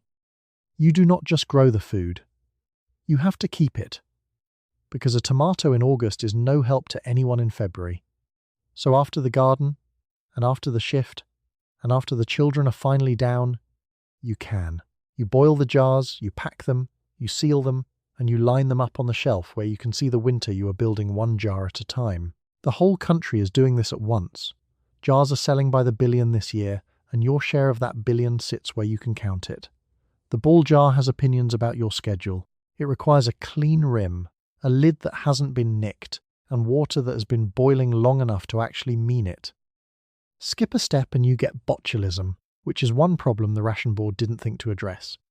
The rubber seal smells like hardware store and optimism. You press it flat with your thumb and feel whether it seats right, because there's no other way to know, and the jar won't tell you until December. Here is what goes in. Green beans pack tight and need 40 minutes in the water bath. Tomatoes go in with a little salt and take about 35. Corn takes pressure canning, which means the pressure canner itself, a pot the size of a small engine, with a gauge you watch like it owes you money. The gauge wobbles. You watch it anyway. Ruth Kaminsky on your floor swears her mother ran a pressure canner for 30 years and never had an incident, which is not exactly the reassurance it sounds like when someone says it at midnight. The jars cool on the counter in rows, and you listen for the pop. Each lid clicking down sealed is a small private victory. The shelf fills up slow, orderly, and quietly reassuring. Each one that doesn't pop gets refrigerated and eaten tomorrow, which is its own kind of outcome. By October, a good shelf holds 60-80 jars. Green beans, tomatoes, pickled beets that will last until you're tired of beets, which is approximately March. The light catches the jars in the morning when you come downstairs, and the shelf looks like something a more organized version of you planned months ago. The canning jars themselves are a wartime object. Balls sold something like 5 times their usual volume in 1943, which means every woman in the country hit the hardware store in late July at the same moment, and the shelves were briefly as empty as the meat counter on a Friday. You learn to buy lids in April, before anyone else is thinking about August. This is the kind of forward planning the factory floor teaches you without trying. If the part isn't staged before you need it, the line stops. And the jars do something else. They sit on the shelf in the weeks after you pack them and become a kind of arithmetic you can look at. 3 jars of tomatoes, each one 35 cents of sugar and 2 hours of Tuesday night. 12 jars of beans, each one worth more in January than they cost in August by a math the ration board would appreciate. Margaret Sabo has been running this calculation longer than you have. She keeps her count in a notebook, variety and date and yield. And she tilts it toward you sometimes at the kitchen table without explanation, because the numbers explain themselves. The shelf fills slowly over August and September, and you learn to stop counting around jar 60 because something in the counting starts to feel like pressure instead of progress. You know roughly what's there. The jars know exactly. They sit in the dark between the visits with the patience of something that has been sealed correctly and has nowhere to be until February. You work the night shift this month, which means you have to do the impossible thing, sleep while the world is awake. You come off the floor at 6 in the morning into full daylight, into a street already filling with people starting their ordinary day, and you have to lie down in a room that was never built to be dark at the wrong hour. The light finds its way around the curtain. The neighbours live their loud, blameless morning. Your body knows perfectly well it is daytime, and you have to talk it out of that every single day. The curtain is doing its best. Its best is not good enough. You've pinned a spare blanket over the rod, and that helps maybe 40%, which is an improvement over before the blanket, and a long way from actual darkness. The seam at the top lets in a stripe of light that lands directly on the wall across from your bed, and by 8 o'clock it has crept far enough that it's sitting on your face. The blanket has opinions about its job. They are not the right opinions. The daytime noise is its own animal, not the plant noise. You've made a kind of peace with that. The rivet guns, the floor PA, the shriek of the press a station over. That noise has a rhythm. Daytime neighborhood noise doesn't. It's a screen door. It's a delivery truck backing up.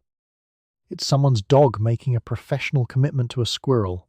It's Missus Altieri next door starting her victory garden, which is admirable, which you will genuinely appreciate later, after you have slept, which you have not yet done. You are aware of everything. The mattress feels different. The room smells like cut metal and borax soap no matter how many times you wash, and in the daylight, the smell seems louder, somehow. Your hands still have a faint tremor from the rivet gun.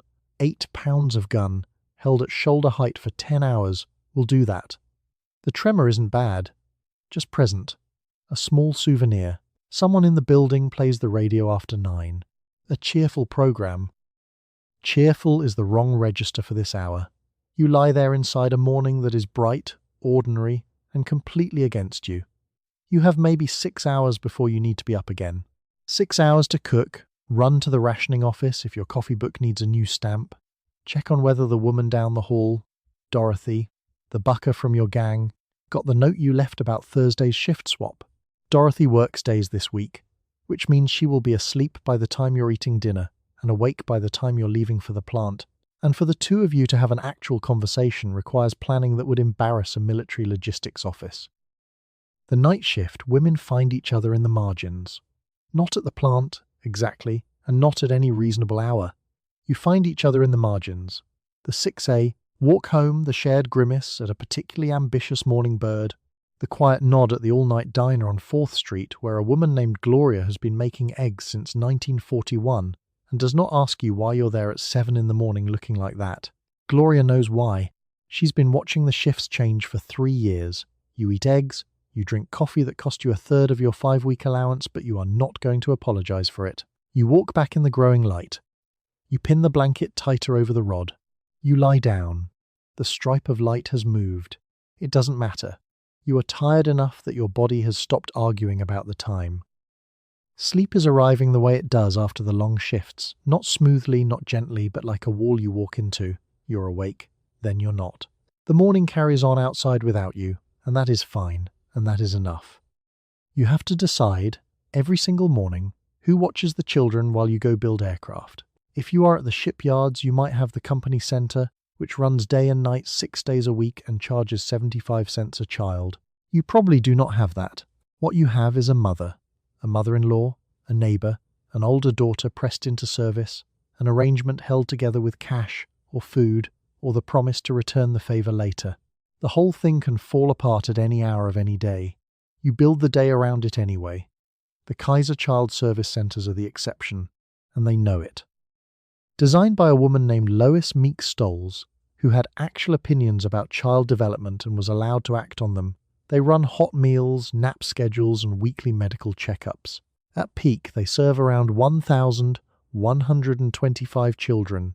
They charge 75 cents per child per day, which is basically a modern corporate childcare benefit, except it existed in 1943 and then quietly disappeared for the next 80 years. The centres take children at 6 in the morning. They take them at 10 at night. The centres do not ask what shift you're on. They just open the door. Most women are not near a Kaiser centre. Most women are working out a different arrangement over the kitchen table at 5 in the morning, before the coal range has even reached temperature. Mrs. Eugenia Ptak lives 2 doors down and watches your youngest on Tuesdays, Wednesdays, and every other Friday in exchange for your butter ration and whatever you can spare from the canned tomatoes. She keeps the child in good condition. She feeds him something warm. She returns him at 4 in the afternoon, smelling faintly of cigarette smoke and Campbell's soup, in that order. You do not comment on this. Eugenia is irreplaceable and both of you know it. The older daughter is a different situation. She is 11 or 13 or 15, and she has been given authority over the younger children in a way that sits on her like a coat that's 2 sizes too big. She gets the little ones dressed. She walks them to school. She comes home first and starts the onions because you won't be back until 6. She doesn't complain, mostly. She also doesn't have any say about it, mostly. The war has opinions about 11-year-olds, and its opinions are that they're old enough.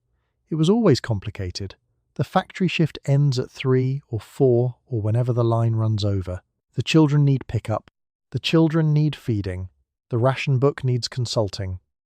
The Victory Garden needs watering if it's summer, and the tomatoes do not care that you've been riveting aluminum for 9 hours in 103-degree heat.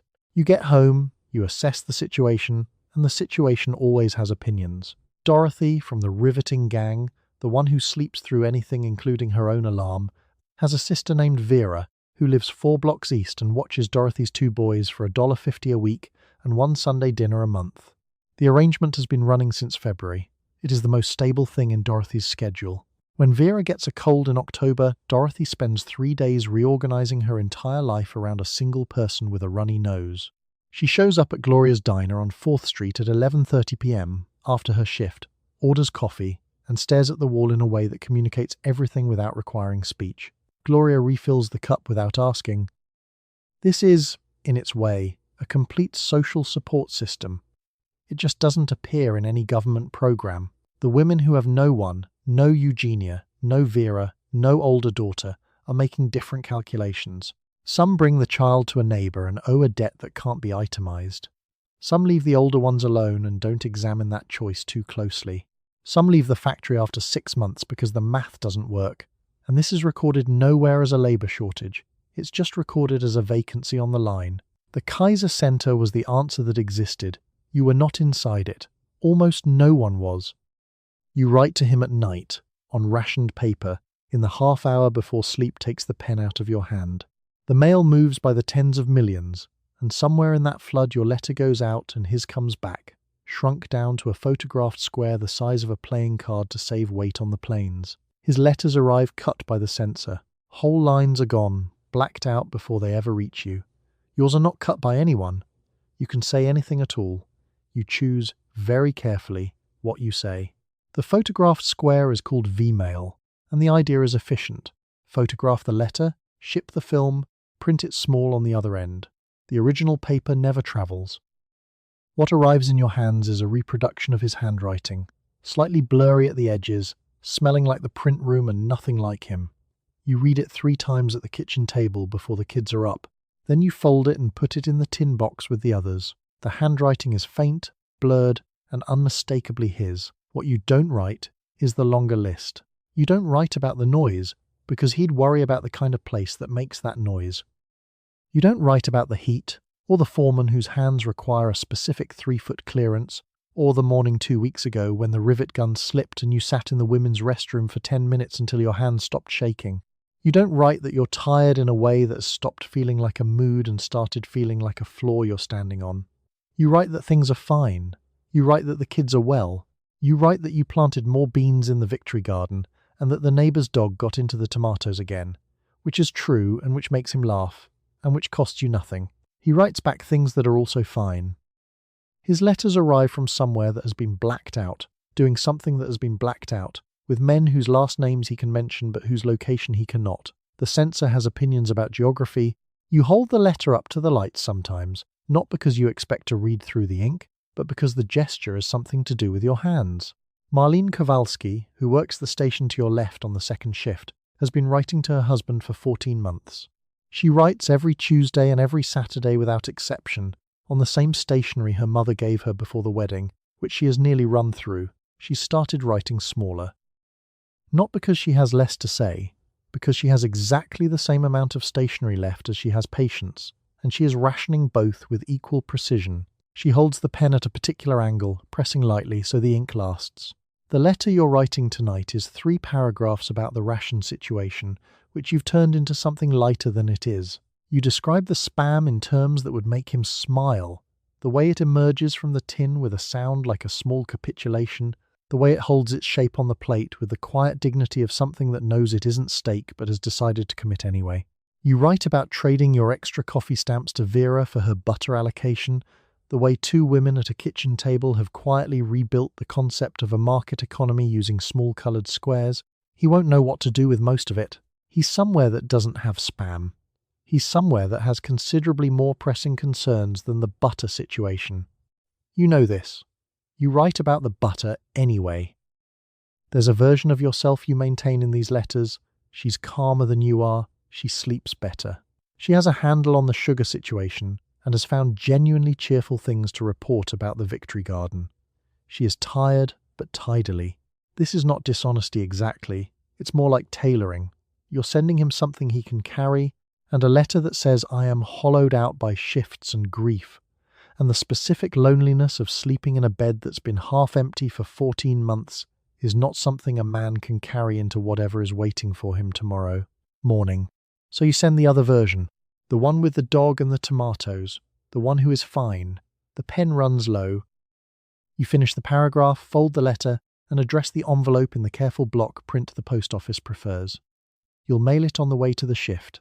The half hour is up. Sleep, which has been waiting at the edge of the room with the patience of something that knows it will win eventually, moves in. You do not tell him everything in the letters, and the largest thing you leave out is where you spend your days. He left with certain ideas about what you'd be doing while he was gone, and a riveting gun was nowhere among them. So you write about the children and the garden and the weather, and you keep the plant out of it entirely, because a man at war does not need to be managed from 4,000 miles away about a job he can't see and can't stop. The plant stays out of the letters, shift after shift. Marlene Kowalski thinks this is funny. Not cruel funny, just funny in the way that most of your life right now is funny. Which is to say, it's only funny from a certain angle and you have to be very tired to find it. She slides into the bench beside you at the lunch break and says her husband thinks she's volunteering at the Red Cross 3 days a week. She holds her sandwich with both hands. Her palms are grey. The hands are the problem. They're the first thing that could give you away if he came home on leave unannounced, which he won't, but you think about it. The plant smell is manageable. You've gotten used to hot aluminum and cutting oil the way you've gotten used to the sound of the rivet gun, which is to say you haven't, but you've built a life around pretending you have. The smell sits in your hair through 3 washings. It has opinions about leaving. It doesn't. The wrench rides in your bag on the bus ride home because the shift ends at 2 a.m. And the walk from the stop is 4 blocks, and you are a woman walking 4 blocks at 2 a.m. with grey hands and a full lunch pail. It's a heavy wrench. It works, if needed, as a wrench. The women's restroom, the one that used to be a storage room, still smells faintly like a storage room, has one working faucet with strong opinions about water pressure, functions as the plant's actual information exchange. This is where you learn which foreman to avoid, which stations run cold enough to breathe in, and who got moved off the line last Tuesday and why. It's the original Yelp review board, except the plumbing is worse and the stakes are considerably higher than a restaurant's star rating. A woman named Dolores, who has been on the second shift since the plant opened, runs this system with the authority of someone who has memorized every single exit. You find out about things in there that never appear on the official floorboard. A supervisor named Briggs, who oversees stations 11 through 14, has a habit of standing too close when he's explaining something you already know how to do. Everyone knows. The knowledge lives in the bathroom. Dolores tells you to always have your rivet gun in your hand when he approaches, because a woman holding an 8-pound tool is a woman who has somewhere specific to be. You hold the gun in one position for 10 hours. Your shoulder stopped hurting around week 6, which your body apparently decided meant the problem was solved. The problem was not solved. You just can't feel that part of the arm anymore in a way you've quietly agreed not to investigate. His last letter asked if you'd taken up knitting like you mentioned. You had mentioned it once, as cover, and now there is apparently a commitment to the knitting. You write back that the knitting is going well. You are knitting, in this version, a very complicated scarf. The scarf exists exclusively in the letters. It's probably beautiful. The whole omission is small, deliberate, and absolute. You live wherever the boomtown could put you, and the boomtown was nowhere near ready for you. The town beside the plant held a couple thousand people before the war and holds 35,000 now, and the houses to match those numbers simply do not exist. So you take what there is. A converted garage, a trailer, a single room in a federal block thrown up in 6 weeks, a cot in a women's dormitory 8 feet by 10 with the bathroom down the hall. Some people this year are sleeping in their cars. You found a room. You count yourself lucky. The dormitory at Willow Lodge has a particular smell, damp wool, machine oil, and the specific ambition of 30 women trying to sleep at the same time in different time zones of exhaustion. Your room is 8 by 10. The bed takes up roughly half of it. The remaining 4 feet contain your life, a suitcase under the bed, a coat hung on a nail, and a framed photograph of someone you are writing letters to and hoping is still where you last knew him to be. The walls are thin enough to hear the woman next door saying her prayers. You start to recognize the prayers. She never varies them. The room is small, thin-walled, and honest about all of it. The federal housing block went up in 6 weeks, and it was built with the structural confidence of something that expected to stand for 6 weeks. The floors announce every footstep. The window frames have given up on their original geometry and settled into something more personal. When the wind comes off the Michigan flat, the whole structure offers a soft opinion about it. Not a collapse, just a commentary. A woman named Lottie on the 3rd floor has somehow installed a 2-burner hot plate, which is against every posted rule, and which everyone on the floor uses to heat coffee at 5 a.m. and quietly pretends not to know about. Lottie doesn't charge for the hot plate. She charges a cup of whatever you're making, and she collects with the calm authority of someone who has decided that owning the infrastructure means owning a percentage of the output. She is not wrong. Outside the dormitory, some of your co-workers are doing considerably worse. The Willow Run area ran out of conventional housing somewhere around 1942 and kept filling up anyway, because the plant kept hiring and people kept coming. Converted garages do not have insulation. Trailers in Michigan in January are an experience the brochures don't cover.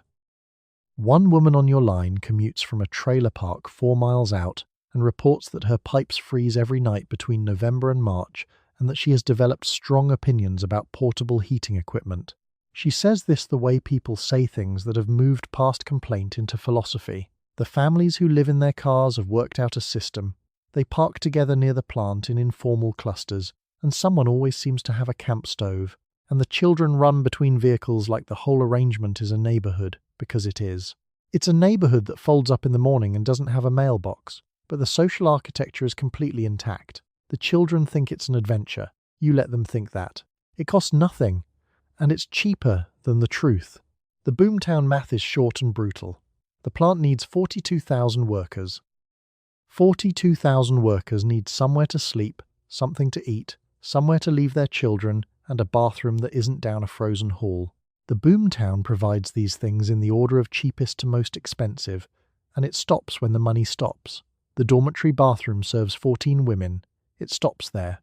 You have learned to be ready for your shift in under 8 minutes, which is faster than you've ever moved in your life and which requires a degree of logistical preparation the night before that would impress a military planner. Clothes laid out, lunch pail packed, thermos filled before you sleep so the coffee just needs reheating on Vera's hot plate. The bathroom is down the hall, and getting there first is a skill you have developed. You now wake up 30 seconds before your alarm. Your body has decided to take over that part entirely. You are handed the worst job on the floor before anyone has watched you work, and you understand exactly why. There is an order banning this. The president signed it in 1941, and the order and the practice have never once been in the same room. The clean, precise, well-paid jobs go elsewhere. You are sent to the solvent tanks, to the scrap, to the foundry, to the heat and the fumes and the work that wears a body out the fastest. The form that assigns you has a line for your name. It has no line for an objection. The solvent tank job involves climbing inside a metal container that held industrial degreaser and scrubbing it clean from the inside with rags and your bare hands, and the understanding that you will do this again tomorrow. The women doing this work are almost entirely black. The white women on the line next to you are learning to rivet. You are learning what a confined space smells like when the ventilation is theoretical. The degreaser fumes have a personality, and the personality is not a kind one. Executive Order 8800 and 2 banned discrimination in defense industries. It was signed in June 1941 by Franklin Roosevelt himself, which means it existed, officially, as a fact. The defense contractor also exists as a fact. The job assignment sheet also exists as a fact. These 3 facts have apparently never been formally introduced. You are examined for your work permit. Your supervisor is not examined for his. Meanwhile, Lillian Hatcher is doing something about it. She's already in Detroit, already talking to the UAW, already sitting in rooms where decisions get made and making herself impossible to root around. In 1941, she becomes the first black woman appointed to a national UAW position, the War Policy Division, which is a title that sounds important because it is, and also sounds like something that took enormous effort to create, because it did. She carries a notepad into those meetings the way a riveter carries a gun, with complete seriousness, with the awareness that she's the only one in the room who brought one. The foundry heat is different from the assembly floor heat. The assembly floor is 100 degrees in July and smells like hot aluminum and cutting oil, which is at least a recognizable kind of misery. The foundry is 120 degrees and smells like something older and less forgiving. By the second hour, your vision adjusts to the orange glow of molten metal the way it adjusts to darkness. Your body adjusts to nothing. It simply continues. The work is hot, filthy, and handed to you on purpose. The wage for this is lower than the wage for riveting. The riveting wage for white women is $1 an hour. The wage for hauling scrap and scrubbing tanks is less, and the difference is documented nowhere useful. The arrangement is quiet, deliberate, and never written down where it would count. The form that covers your pay rate has a space for your department. It does not have a space for the distance between what you're paid and what the woman 40 feet away is paid for work you could learn in a morning. The converted storage room bathroom does its second job at shift's end.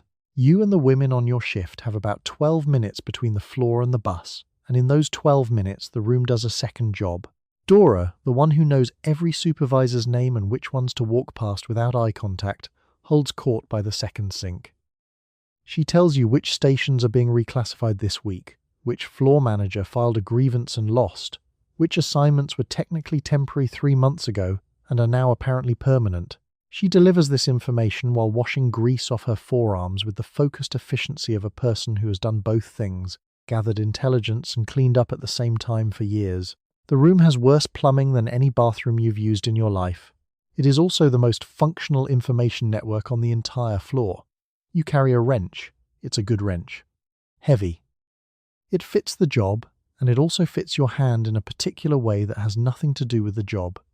And you and Dora and the others are all aware of this dual functionality without having ever discussed it. Some tools serve 2 purposes. The wrench doesn't advertise which one it's for today. You go to a union meeting, mostly because a woman at your station told you to, and you walk into a room full of people discussing things you were never once invited to discuss before. Wages, hours, what the contract says, and what it carefully does not. The union has grown from a small thing into over 1 million people in just a few years, and it needed bodies, and so for the first time the door stood open to you. You take a chair in the back the first night. You do not stay in the back for long. A contract looks strange when you've spent your whole adult life in jobs that never had one. Before the factory, you made maybe $12 a week keeping someone else's house. The contract on the table tonight lists a base wage, a grievance procedure, a seniority clause. The seniority clause is going to become important. You don't know that yet. You just know you're reading a document that treats your labor as a thing with a measurable value, which feels strange. A little like being handed a receipt for something you'd always been told was free. The UAW had been growing fast the way Willow Run grew, which is to say with the structural confidence of something that knows it has no choice. By 1944, it had absorbed workers from auto plants, bomber plants, shipyards, and everywhere in between, and a meaningful share of them were women who had never held a union card. The union's official position was that women were temporary. The women's position on this position was not widely recorded, but you could reconstruct it from context, the way you reconstruct a slammed door from the dust that drifts off the frame. Lillian Hatcher's name reaches you a second way now, not only from the bathroom down the hall. You've heard it, the same way you hear the name of anyone who got somewhere a person like you wasn't supposed to go. She's in the War Policy Division now. First black woman at that level in any national UAW role. The division handles exactly the things that are being handled very badly. Job reclassification, equal pay enforcement, the gap between what Executive Order 8802 says and what actually happens on your floor. Her name moves through conversations quietly. That's how important names travel in this building. Meetings have a rhythm once you learn it. Someone raises a grievance. Someone else reads the relevant contract language. A shop steward named Walt, who wears the same brown jacket every week and takes notes with a pencil he keeps behind his ear, explains what can be filed and what can't. Walt is managing about 40 open grievances simultaneously and has the expression of a man who has personally fought the classification system to a draw enough times to respect it as an opponent. He slides a form across the table toward you without making eye contact, which is his version of encouragement. Slow, procedural, and the first room that ever asked your opinion, that is a union meeting. The forms matter. A grievance filed is a grievance on record, and a record is the only thing the contract responds to. The official record, you've learned, contains only your failures, the lateness, the absence, the one time you argued with a foreman. The form in front of you is how you put something else in there. You fill it out. The pencil is a little dull. Walt doesn't mention it. The contract has limits. The seniority clause that protects your position also, it turns out, protects the position of whoever held yours before you, and those workers are coming home. The clause wasn't written to remove you specifically. It didn't have to be. Specific was never really the point. By 1944, a Women's Bureau survey had already asked 3 out of 4 women defense workers what they wanted to do after the war. Stay in manufacturing, they said. 3 out of 4. The survey is sitting in a government file somewhere, and it will continue sitting there while the contracts process seniority claims in the order the law requires. The form has a logic. The logic has a result. The result isn't in the form. You learn to read the contract the way you learn to read the floor.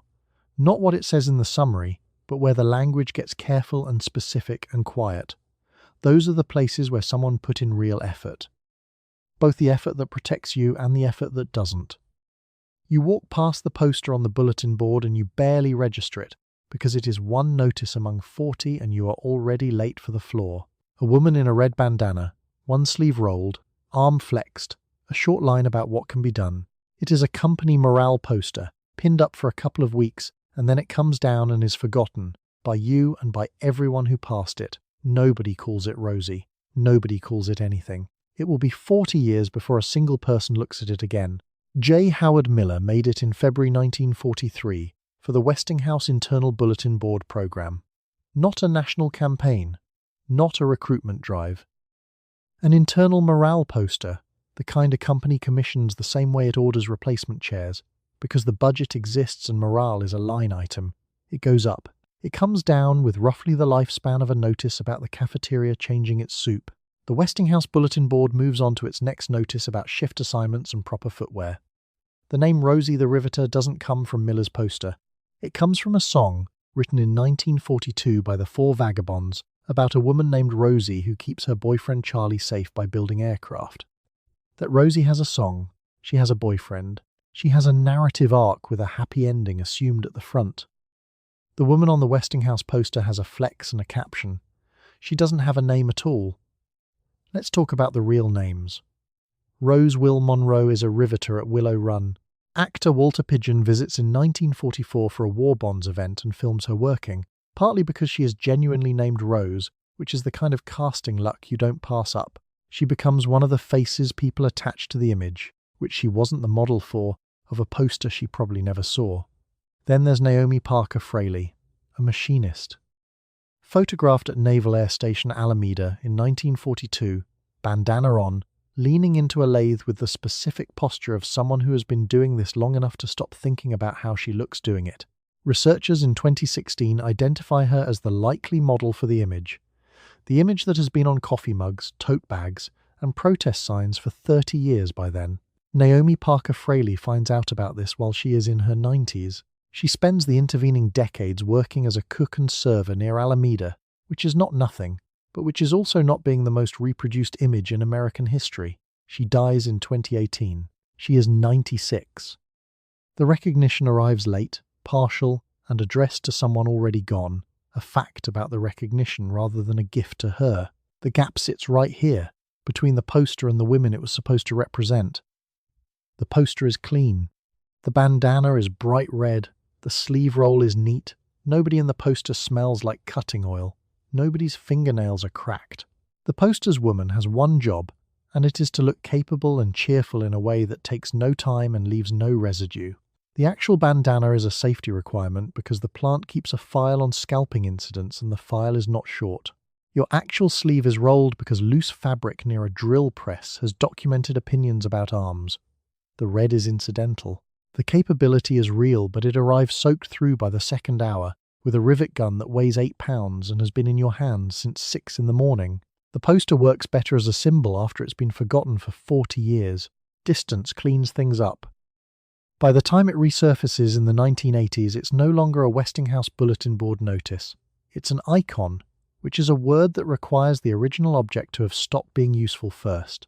The women who walked past it in 1943 were too busy being the thing it depicted to need a picture of it on a tote bag. Naomi Parker Fraley leans into a lathe in 1942. The photograph exists. The poster exists. The connection between them waits 74 years to be made, in a journal article by a historian. While she is still alive and could theoretically have been asked about it sooner, nobody asked. You get the notice, and it is nearly the first thing that happens once the war ends. The order comes down that the women are to be let go first, and the order is not hidden and not apologised for. It is simply policy, written down, signed, the same way your hiring was. The line at the bomber plant stops before the war is even formally over, and 40,000 jobs end inside 90 days, and the first names off the list look a great deal like yours. You clean out your station. You hand back the badge with your photograph on it. The badge still has grease in the corners of the laminate. You notice that. It ends the way it began, quick, tidy, and entirely one-sided. The survey already knew. The Women's Bureau ran the numbers in 1944, a full year before the layoffs, and found that 3 out of 4 women defence workers wanted to stay in manufacturing. Not temporarily, not until something better came along. Stay. The survey goes into a filing cabinet. The filing cabinet is not consulted in August 1945 when the War Manpower Commission formally authorises companies to release women first. The math is clean. 75% want to stay, 100% of the policy disagrees. Nobody calls this a conflict. The men come back from overseas, and the GI Bill is waiting for them. College tuition, low-interest mortgages, business loans, vocational training. The GI Bill is written in the second person, but the second person it has in mind is not you. You spent 3 years setting rivets in a wing spar that a man flew across the Pacific. The bill does not consider this a qualifying credential. You are welcome to go home. The door that took a world war to open closes again with the soft competence of a thing that was always on a spring. The home is, of course, still there. The ration book is expiring, but the coal range isn't. The neighbours' kids are leaning on the fence the same as always. What has changed is the number in your pay envelope, which is about to be 0, and the particular sensation of doing skilled work with your hands for 10 hours a day, which does not have an obvious domestic substitute. You try to explain this, and the explanation lands somewhere between ingratitude and confusion, because the official version of the story is that you stepped in as a favor, and now the favor is complete. Maria Kozlowski, a bucker from the Willow Run line, small enough to fold herself into a wing cavity and set rivets by feel, packs her tool belt into a canvas bag on her last day and carries it home because nobody tells her to leave it. It sits in the corner of her kitchen for 11 years. She doesn't open it. She doesn't throw it away. The women's labour participation rate doesn't actually collapse. It stays around 31% through the early 1950s, up from 27% before the war, which is the quiet part of the story nobody puts on a poster. The women don't disappear, they move. They take the clerical jobs, the retail jobs, the nursing jobs, the jobs that pay $14 a week instead of $38, the jobs that don't require a bandana because nothing in them will pull your hair into a machine. The wage gap that closes a little during the war reopens promptly, like a drawer that won't stay shut. The Willow Run plant gets repurposed, then idled, then handed between owners for decades. In 2013 it comes down. 67 acres of floor where 8,685 B-24 bombers were built, one every 63 minutes at peak, gone in a demolition that takes less time than a single production run. The last standing section houses a museum for a while. Then that too becomes a negotiation. Naomi Parker Fraley waits tables near Alameda. Rose Will Monroe goes back to Kentucky. The poster they may or may not have inspired sits in a Westinghouse archive, misfiled, unsigned, waiting for the 1980s to tell it what it meant. It does not seem to mind the wait. It has the expression of someone who has been patient before. You are asked, in a survey near the end, whether you would keep the job if you could, and 3 out of 4 of you say yes, and almost none of you are allowed to. So you go home, or to smaller work, or back to a kitchen that does not pay. But something does not fold itself back the way it was before. You know now, exactly, what your hands can do. Your daughter grows up watching a mother who knew it, and the count of women who simply stay at work never quite drops back to where it began. What you carry out of the plant isn't in your hands. It's in your hands. The rivet gun weighed about 8 pounds and you held it at odd angles for 10 hours at a time, and now your grip is different. Permanent. You open a jar without thinking. You torque a bolt without tools. Your wrists have an opinion about leverage that they did not have in 1941, and that opinion is not going away. Naomi Parker Fraley goes back to Alameda after the war. She waits tables. She cooks. She works a counter near the Naval Air Station where she once stood at a lathe in a bandana while someone with a camera walked past. She doesn't know about the photograph. Nobody tells her for decades. She is waiting tables when the image she likely inspired becomes one of the most reproduced in American history. She is still waiting tables when it shows up on coffee mugs. She finds out in 2016. She is 92. She dies in 2018, largely unrecognized in her lifetime, which is the most honest sentence this whole story has to offer. The rivet gangs dissolve. Your bucker, the woman on the other side of the panel, the one who knew your tap code for slow down and your tap code for I'm repositioning, she moves to Cincinnati or stays in Ypsilanti or takes a job at a grocery. You don't have her address. You had her knuckles on metal for 3 years and you knew exactly what she meant at full noise, and now she is just someone you worked with. That relationship had no civilian equivalent and no forwarding address. Your daughter is watching, though. This is the part that doesn't show up in the dismissal paperwork. She watches you read a paycheck. She watches you fix a thing with a tool. She watches you come home tired in a way that is different from the tired of someone who was never let out. What she's learning is quiet, permanent, and impossible to unteach.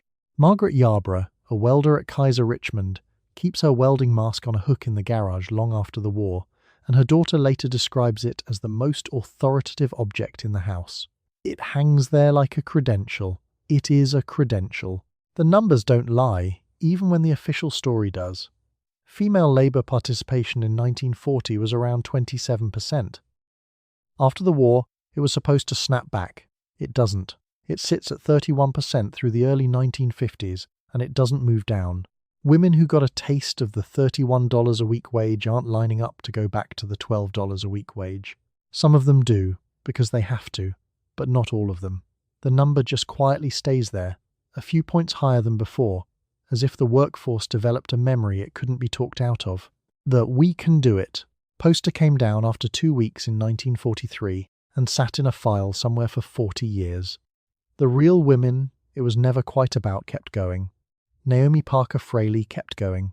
The rivet count on a single B-24 was 360,000, and someone set every one of them, and most of those someones are not in any poster and not in any file. They are in the number that didn't drop, and in the grip that never quite loosened, the one that still opens jars no one else in the house can. And so the whistle blows, and your shift is finally, mercifully, officially over. You spent the day on a floor the size of 50 football fields, holding an 8-pound rivet gun against a bomber until the noise stopped being noise and turned into a kind of weather you simply lived inside. You talked to your bucker in taps, because speech had long since given up. You wore trousers to work, which was apparently still scandalous, and nobody on the floor had the energy left to be scandalized. Then you came home, cooked dinner out of a ration book and a tin of Spam that slid from its can with great reluctance, wrote a cheerful letter you didn't entirely believe, and got up to do all of it again before the birds were awake. A full day, possibly a day and a half. Most of the women who did this were not trying to be remembered. They were trying to make rent and find butter when the stamps ran short, and sleep 4 hours before the alarm went off. The poster came down after 2 weeks. The woman whose face it may have borrowed went back to refilling coffee cups near Alameda, unrecognized until she was well into her 90s. But the grip in her hand, the one that opened stubborn jars without being asked, that stayed. It tends to. So take a small, quiet moment for where you happen to be right now. There is a thermostat you can simply turn, a refrigerator that asks for no stamps. A morning that begins whenever you decide it begins.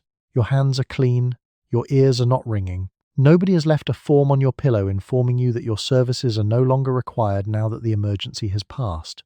You don't have to set a single rivet tonight, not one. So let your shoulders drop down away from your ears. Let the noise of the whole long day settle out of your head like dust drifting off a high shelf. Let the bed take all 8 pounds of whatever it is you've been holding. You've done more than enough. Sleep well. Good night.